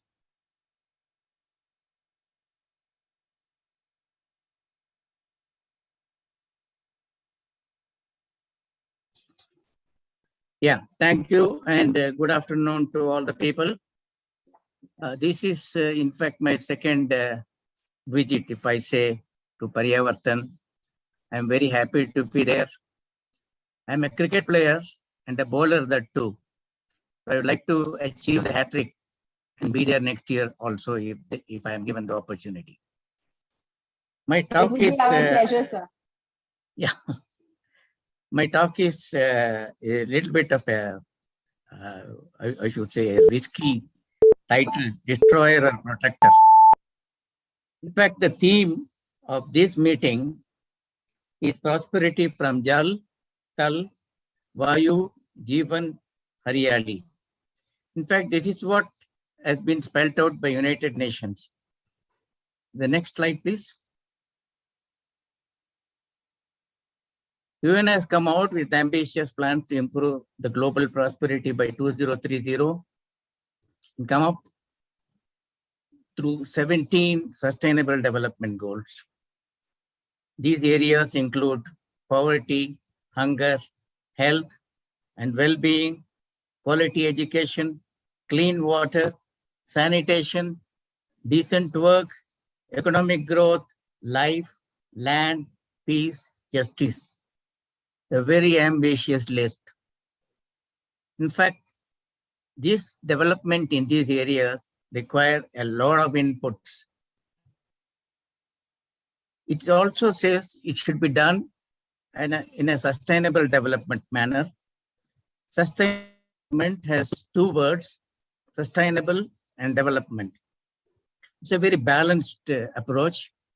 It need not be just sustainable, it need not be just development, but a good optimum mixture of the two. What is sustainable? In fact, I have not found any classical definition, but I have come up with my own definition. A thing is sustainable if it doesn't cause undue damage to the environment. The flora and fauna is protected. There is something called intergenerational equity, which means you don't exhaust all the resources. You keep it and conserve it for the next few generations. And in other words, and then public safety also. In other words, everything which is the theme of this meeting, Jal, Tal, etc., needs to be protected so that they can give us prosperity. That requires many inputs. I feel one of the most important input is being vital. In fact, there is even SDG 7, which is affordable and clean energy. Energy is an input for everything. If you want to develop quality education, if you want to develop health, if you want to develop anything else, energy is a vital input. For example, if you want to have a human development index of 0.9, it requires per capita consumption of 5,000 kilowatts per year. If you want to develop at a GDP rate of 10%, you may require anywhere between 8 to 12% of increase in install capacity with due elasticity. And hence, this is a very good word, I feel, that you must develop, but you must at the same time make sure that you protect things around you. Next slide, please. Mother Nature protects us if we protect her. Climate change and unfortunate Ukraine war will have a profound effect in future globally. What have we done to the environment? For thousands of years, the CO2 in global atmosphere was 200 ppm. between 1880 to 2020, it has increased to 413 ppm. There is a similar increase in other greenhouse gases also, which is, for example, methane also has increased by the same amount. This has been taken very seriously by all the countries. United Nations has set up several committees, and there was a Paris Agreement, and there is a committee of parties meeting frequently. The latest one being COP26, which says there should be an increase of only 2 degrees C that is permitted, and we should take steps to make sure that you don't exceed 2 degrees C in the global temperature. I would like to point out it is an average increase which we are talking about. In some places, especially around India, it could be even 6 degrees. But the average which they want us to control is 2 degrees C. How do we do it? Some 191 countries have come up with the nationally determined contribution. It's a voluntary limit which each country sets up. And I would like to point out, even if this is achieved, we'll end up with 3 degrees C. One of the important things that needs to be done is elimination of fossil fuel, and there should be energy transformation. In fact, it should be transition. I have been told by people that you must have some wrong words or wrong spelling so that anybody who is sleeping wakes up. Next slide, please. Fossil phase out, I think Shekhar brought out that India's NDC called for 2070 fossil phase out. And this phasing out must be done with replacement with green energy. As I told earlier, replacement of Russian oil and gas, which many countries are doing, must be only through green power. Several countries have come up with a transition plan, and I have, in fact, brought out my own suggestion on it. One of the most important things is to convert everything to electricity and use hydrogen. I think somebody brought out earlier that there are many other sectors which are also giving out greenhouse gases, and hence all of them should be converted to electricity. And hydrogen is a very good carrier. However, it is very energy intensive to produce hydrogen. It must be produced in what is called green hydrogen, which is through renewables and nuclear. Which are the two great energies? Renewable and nuclear. And in case of India, there is no question of either renewable or nuclear, it is both. In fact, we need all the power that can be generated. The global renewable growth has been phenomenal. What I am surprised is sun has been shining for millions of years and wind is blowing for a long time. Why only in the last 10 years we are coming with so many renewable projects? There are issues on renewable. It needs the backup by bulk energy. Renewable, the capacity factor, which is how much it can generate as a percentage to how much is possible to generate, is only 20%. It is not a 24/7 supply. It is a variable output. It is seasonal. The storage issues, and hence it needs to be backed up by, in most of the countries, by a bulk energy source. In fact, a very skewed mix of energy in Germany is giving it a lot of issues. Next, please. What are the next step? What are the issues with nuclear?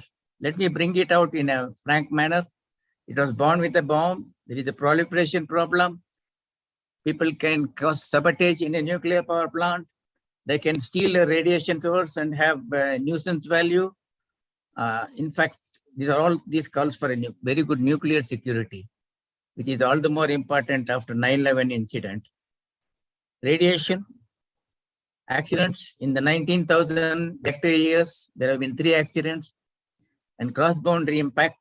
In fact, only Chernobyl had a cross-boundary impact. High-level radioactive waste, 10,000 to 1 million years, it will stay. High capital cost. Next slide, please. Safety, project delays. People even ask whether nuclear is a 22nd century solution to a 20th century problem. We are trying to fix it in 21st century. Low efficiency, it's only about 35% compared to a supercritical plant, which is about 50%. Lifetime commitment. I would add one more, decommissioning. There are some people who are skeptic about decommissioning and even doubt whether decommissioning can ever be done. What are the advantages? Next slide, please. Of nuclear. It's green power, top performance, and big bulk power. In fact, one of the French reactors that is proposed to be put up is 1,750 megawatts per one unit. The maximum renewable is about 10 megawatts. These nuclear are in fact silent giants. You can't even find out whether a nuclear power plant is operating by seeing from outside, except from small white water vapors from the cooling towers. It is very silent. In fact, when you operate, there are many birds. I have even seen birds sitting right on the reactor dome. There are several new sanctuaries which have opened. I think Shekhar has shown some very good pictures of greenery around nuclear power plants. In fact, the fish catch has increased over the years around the nuclear power plant. In fact, this is one of the things which is put in the theme, Haryali. Haryali is something tremendous around nuclear power plants. It is incredibly safe, the safest energy source. The fatalities per terawatt year for coal is 120 and for nuclear it is 0.01. Low fuel cost, it's because of low transportation, high capital cost is compensated by low fuel cost. I can carry the fuel that is required for a 200 megawatt reactor in my first class compartment. 1 pound of uranium gives the same power as 1,400 tons of coal. It's very competitive. All NPCL tariffs are competitive with the nearby power plants. Next, please. Next slide. Is the lowest megawatt hour per unit area. This is Tal, which is there in the theme. Land is to be conserved, especially in a country like India. Renewable plants require for the same megawatt hour 160 times the area. It occupies a large area and it's going to be a very difficult situation in India. Second lowest material requirement in tons per megawatt hour, the lowest being gas. That means resource conservation because material is to be conserved for the next generation. Cost of waste handling, decommissioning internalized. Volume of waste low. For 100 reactors in United States, for 50 years, if fuel is stored in a football ground, it will be only 20 feet. Can be located near load centers because it has got no problem of transporting things. Eminently satisfies the sustainable development and intergenerational equity. In fact, it is almost renewable. For example, thorium can generate 3,58,000 megawatts for 250 years to 300 years. People in Induji talked about, and also Arya talked about reuse, recycle. She also talked about circular economy. In fact, Indian nuclear power program does follow the circular economy. It follows the closed cycle, the fuel is reprocessed and reused, and ultimately the waste is very less. Next slide, please. Nuclear power plants are very versatile. It can be used for processing it. It can be used for example, green hydrogen, fuel cells. It may be used for transportation. It can be used for space. But however, for example, I talked about converting transportation to electricity, like hydrogen or electric EVs, EV cars. For generation of such energy, increase in energy by fossil fuel, we are back to square one. So you must generate it by green power.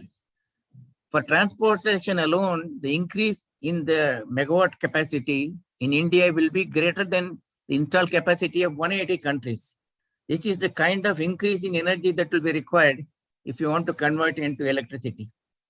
Nuclear is flexible. In fact, in the grids in which nuclear are there, we can put more renewable, because the more and more renewable is, the more and more flexible operation is required. Mean nuclear can operate, reduce the power, increase the power, and the later designs of nuclear made been very flexible.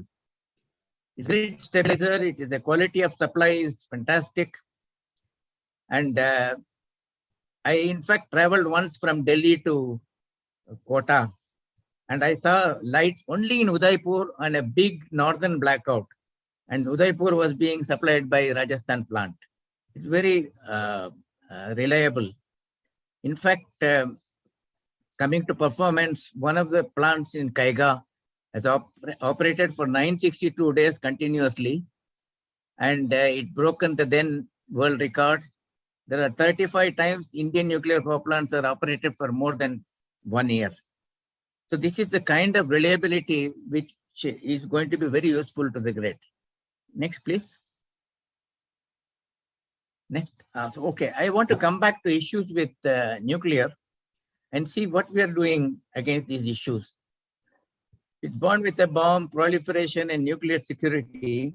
The later reactors are proliferation resistance. In fact, the thorium reactors, which we are going to have, is proliferation resistance.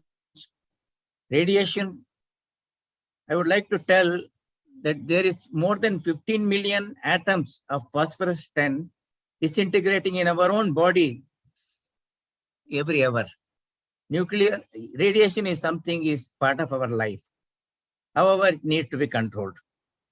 Accident, the later reactors, unlike Fukushima, like generation 3 plus and generation 4 reactors, in all probability will not have any action to be taken in the public domain, even in severe accident. So there will be no cross-boundary impact. High-level radioactive waste, there are solutions available for high-level radioactive waste, but the nuclear industry is slow on it deliberately because, for example, in India, it is required by 2070. In US, it is required in 2086. So there are no deep geological repository being considered. However, I feel that for the sake of public acceptance and also for the sake of being called sustainable, we must solve this high-level radioactive waste and demonstrate to the people that it has a solution. This is very important. Even if it is required later, we must do it now. In fact, there is a DGR, Deep Geological Repository, already being built in Finland and being commissioned. So, for example, EU taxonomy, which gives fund to green energy, which is accepting nuclear, or ESG, which Richard pointed out, they all call for sustainability. And so high-level radioactive waste need to be solved. Next, please. Safety, I already talked about it. Project delays. The small modular reactors, modular construction, they're trying to see whether they can build it in 3 years. Similarly, the generation 4 and generation 3 plus, one of the objectives is to make sure that it can be built in 4.5 to 5 years. Low efficiency, this being increased, but it cannot be increased too much. Lifetime commitment, there is no solution. Decommissioning, yes, there are many solutions. In fact, even the regulatory body makes sure it is decommissionable even before the reactor is built. And there is a cess which is being collected, which makes sure that there is enough fund available. And it's already done in quite a lot of nuclear power plants. Next, please. Okay. In the conclusion, there is no human endeavor without risk. As I told earlier, we must balance appropriately. We can't neglect development. We can't neglect sustainability. Man chooses whether something is to be a destroyer or protector. Even a knife can be used to cut vegetables or can be used, like what you imagine, can be used to stab people. Radiation causes cancer. It also cures cancer. Climate change targets cannot be met without nuclear. In fact, more than 41 countries have included nuclear in their NDCs, that is nationally determined contributions. There is going to be a renaissance on nuclear power. The policymakers and the public are convinced this renaissance is driven by the people, by the public, and it's going to stay. It's not being pushed to the people. People have realized that there is no solution to climate change without nuclear. And you can't have energy starvation. There are several villages, even now in India, which doesn't have power supply. Solve issues which I have pointed out, and already solutions are on the way, and adopt nuclear. But it should be done carefully with due diligence. I will leave it to you now to decide whether nuclear is a destroyer or a protector. Thank you. Thank you so much, sir, for broadening our vision. Truly highlighted by Srinivasan sir and the theme, Jal, Thal, Vayu, Jeevan, Haryali, Inse hi hai Khushhali. So let's all step ahead to achieve this. It is our proud privilege to present to you our token of appreciation in the form of this small memento.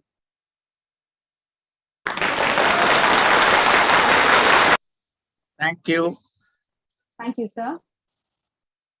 Mahatma Gandhi ji quoted, "When you make yourself into zero, your power becomes invincible." With this, we now invite Dr. S.K. Malhotra, who will address us on strategies and technology options on India's mission zero emission.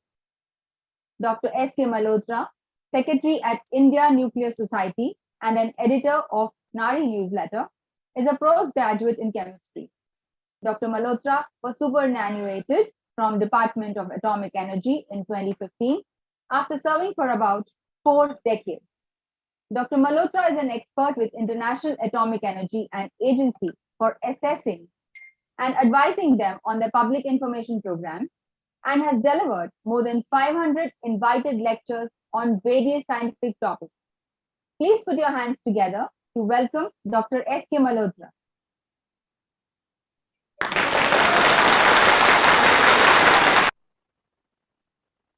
We request you, sir, for your valuable insight. Thank you very much, Arya. And before I start my presentation, let me thank Dr. Kataria and the ICS for inviting me. For Dr.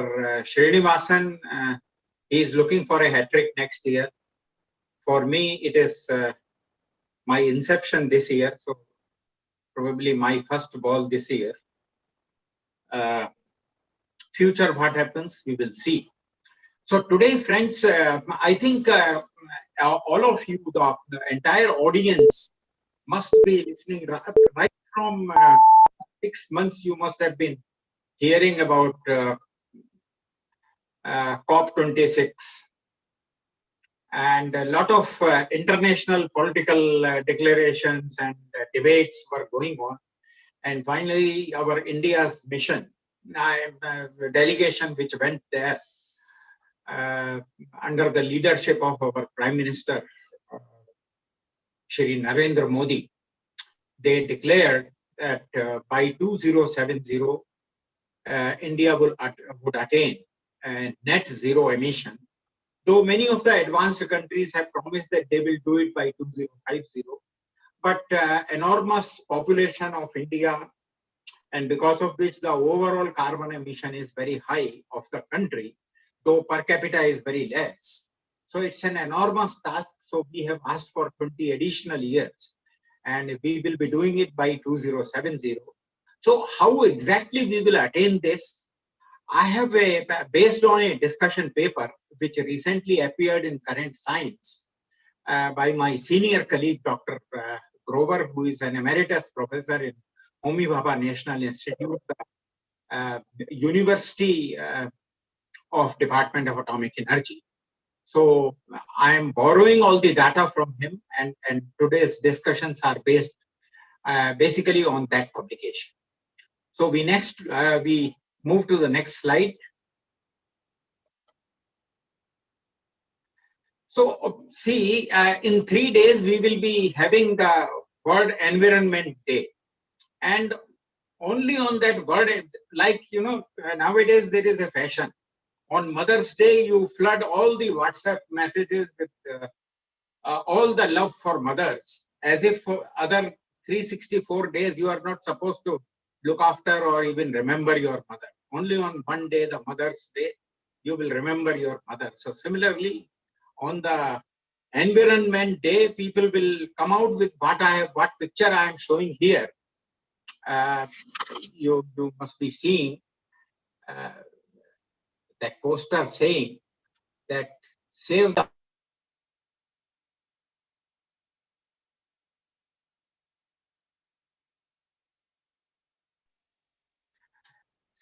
earth from what? What is going to happen to the earth?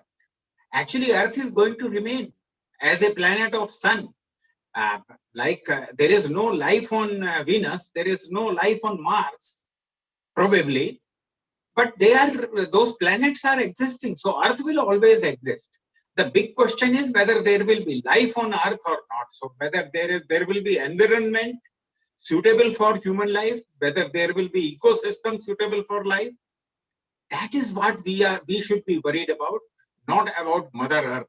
Mother Earth is going to be there for millions and millions of years.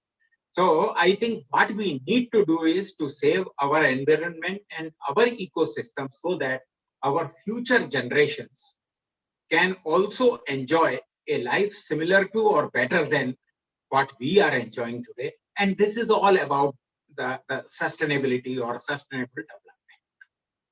Okay, now next slide, if we can move. So in the next slide, of course, it shows through a bar chart that India is the world's 4th biggest emitter of carbon dioxide as a country. Okay, but here when you say 4th, there you are taking European Union as one country. If you break European Union into individual nations, then India is the 3rd largest emitter of carbon dioxide in the world. That is as a nation, because of our large population. But if you see per capita carbon emission, we are very low. We are close to 2, not even 2 tons per capita per year. While there are, see, for example, USA is more than 15 tons per person per year. So there is often a debate. You know, the countries like America will say, India is a large emitter, India should decrease its emissions. But India always says that, look, per capita basis, we are very low. So the debate goes on. But anyway, now India has committed itself that we will also move towards net zero emission, though the challenge is going to be much bigger for us. Now, can we have the next slide? So here I am showing you, I think Shekhar had also shown some similar data, but anyway, there is no harm in some repetition. So sectoral contributions to energy related emission of carbon dioxide.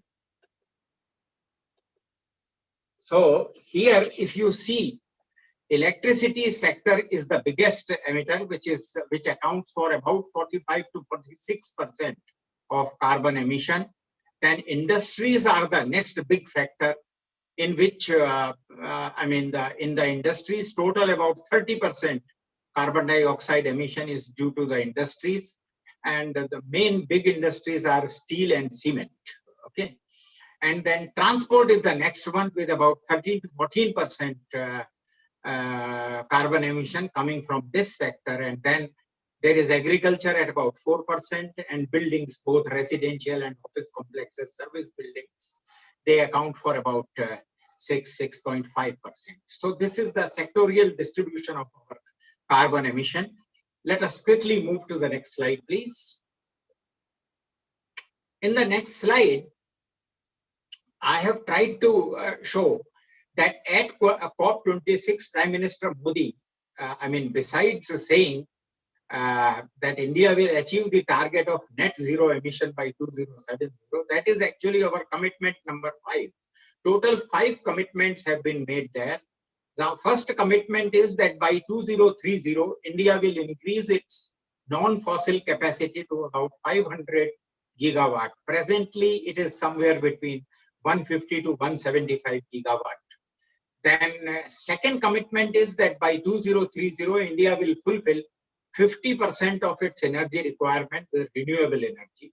Currently, it is about 20 to 25% of the energy requirement is met by renewable. So 50% will be met by 2030 through renewables. Then third commitment is that India will reduce 1 billion ton of total projected carbon emission between now and 2030, naturally by moving to low carbon or no carbon energy options. We will be achieving this. And fourth commitment is that by 2030, India will reduce its economy's carbon intensity, which is beyond 75% at present. We will reduce it by 40 to 45% and we will come down to about 35%. Okay. And the fifth commitment, of course, the biggest one, that India will achieve the target of net zero emission by 2070. So let us see how can we achieve these. Now, energy generation and usage pattern in India in 2019. So just 2-3 years back, what was the pattern? Now here, let me tell you that primary energy consumption, which in the first top diagram I have shown, primary energy consumption means total domestic energy requirement or demand. Okay. While final energy consumption, which is the middle circle, middle pie chart is showing, final energy consumption means what end users actually consume. And of course, the third figure here is electricity generation, because part of that final energy consumption is in the form of electricity. So if we quickly go through these pie charts, then in the primary, in the top pie chart, the information given is that about, I will tell you the broad points. About 91% of the primary energy is accounted by fossil fuel. Okay. While hydel accounts for about 4%, renewable for about 3.6%, while nuclear for about 1.2%. While the final energy requirement or final energy demand, it is in the form of 33%. 1/3 is in the form of oil products, that is all petrol, diesel, etc. 16.7% is in the form of coal products.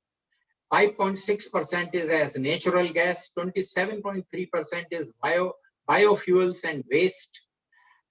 So this fossil accounts for about 83%, while 17.3% comes from electricity. And mind it, within this electricity, again, we have about 70 to 75% through fossil resources.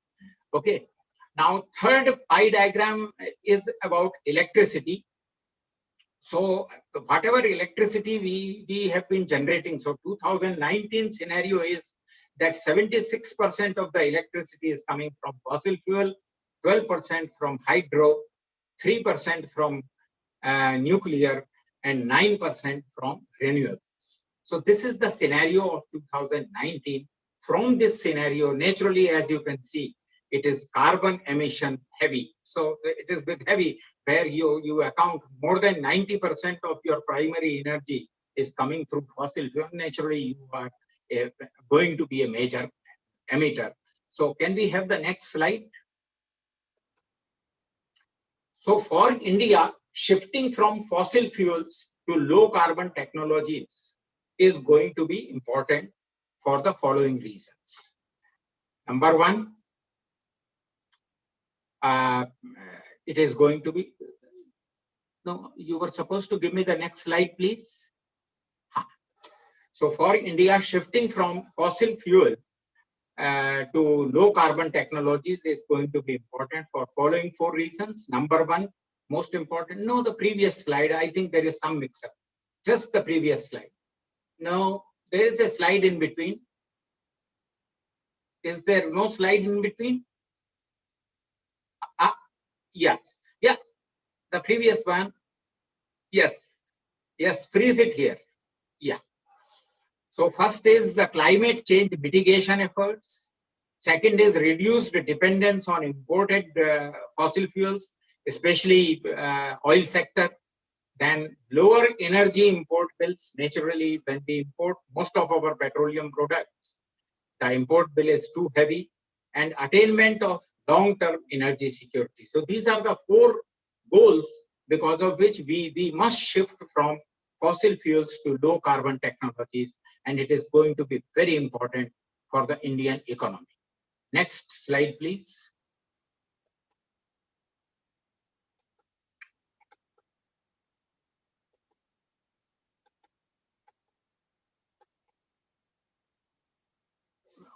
There is some mix-up in my notes. 1 minute. Kindly pardon me.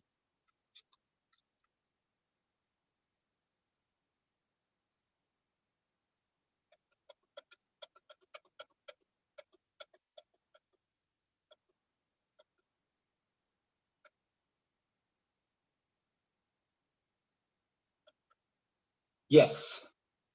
So now here, actually, I think another speaker mentioned about the Human Development Index and energy. There is a beautiful correlation between the two.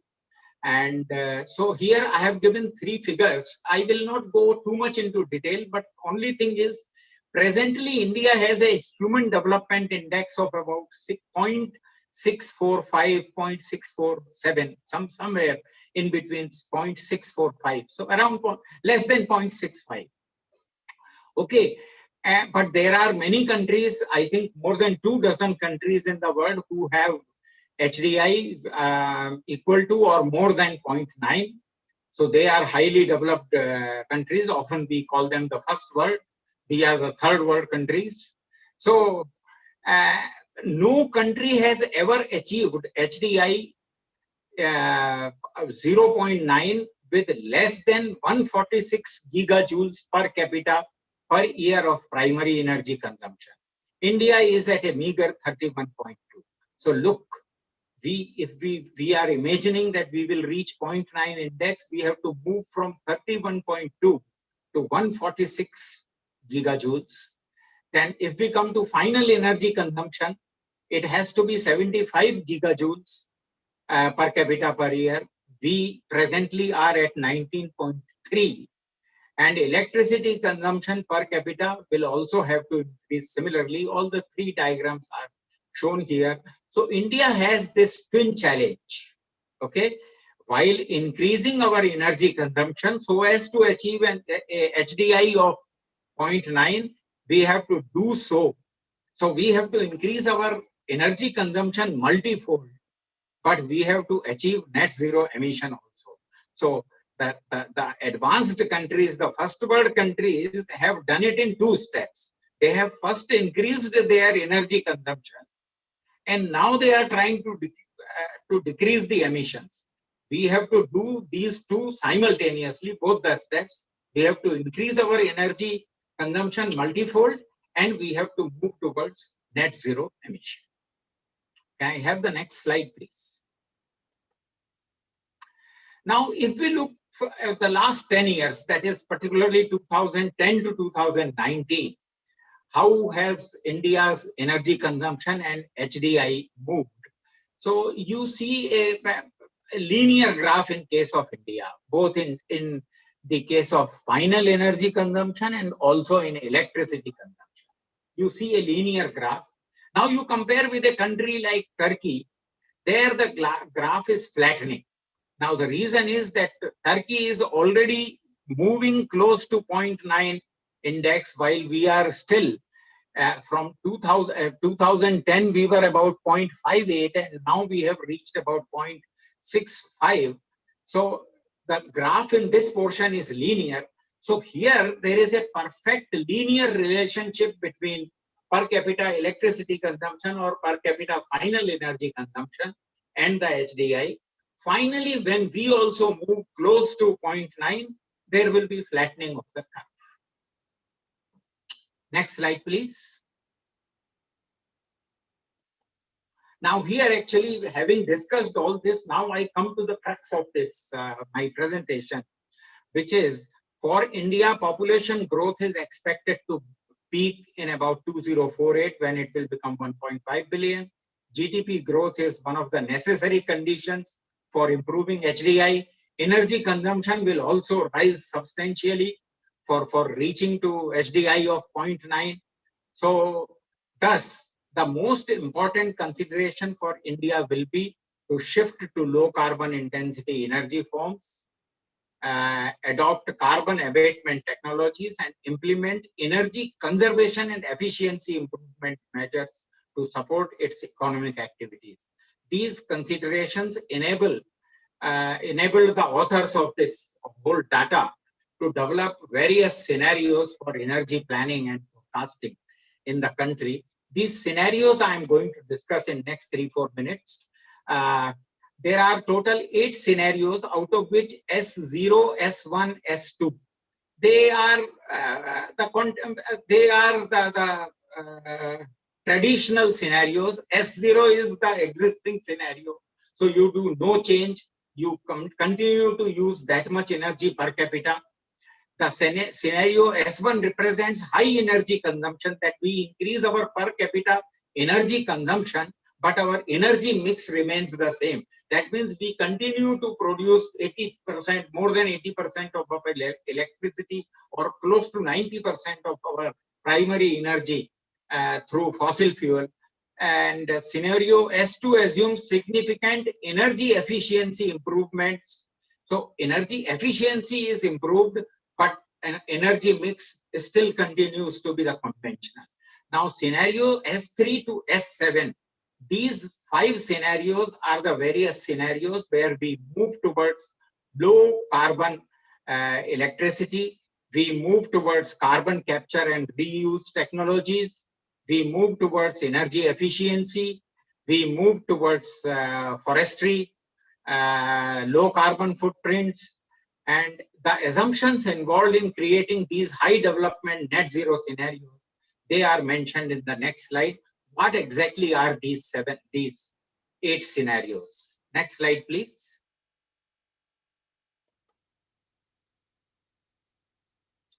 Next. So I'm sorry, I think the letter size here will be, the font size is a bit smaller, but anyway, I will read it for you. So these are the scenario S3 to S7, where through which we are going to attain net zero emission. So if we consider the scenario S3, where all oil products have been replaced completely by low carbon electricity, by using renewable hydro and nuclear electricity, all currently electrified sectors, they achieve graded energy efficiency improvement. So energy efficiency improvement, then coal and natural gas used in industry as reducing agent, that is reduced. I think I'll take 2 more minutes. And similarly, these rest of the 4 scenarios are there. I think to conserve time, I'll move to next slide, where I show the result of this complete scenarios. As you see the scenario, S0 and S1, they are, see, in S0, nothing has changed. So we are not changing anything. Our per capita energy consumption remains at 19.3. So that scenario is of no use. In scenario S1, it increases to 75%, but our forms of final energy consumption remain the same. That means 17.3% only comes from electricity, rest comes from fossil resources. S2 also, we reduce by energy efficiency, we reduce our energy requirement, but still we are producing the energy mix through major use of fossil resources. the scenarios S3 to S7, as you can see in the last column, these are various combinations of low carbon electricity and hydrogen. So combination of these two.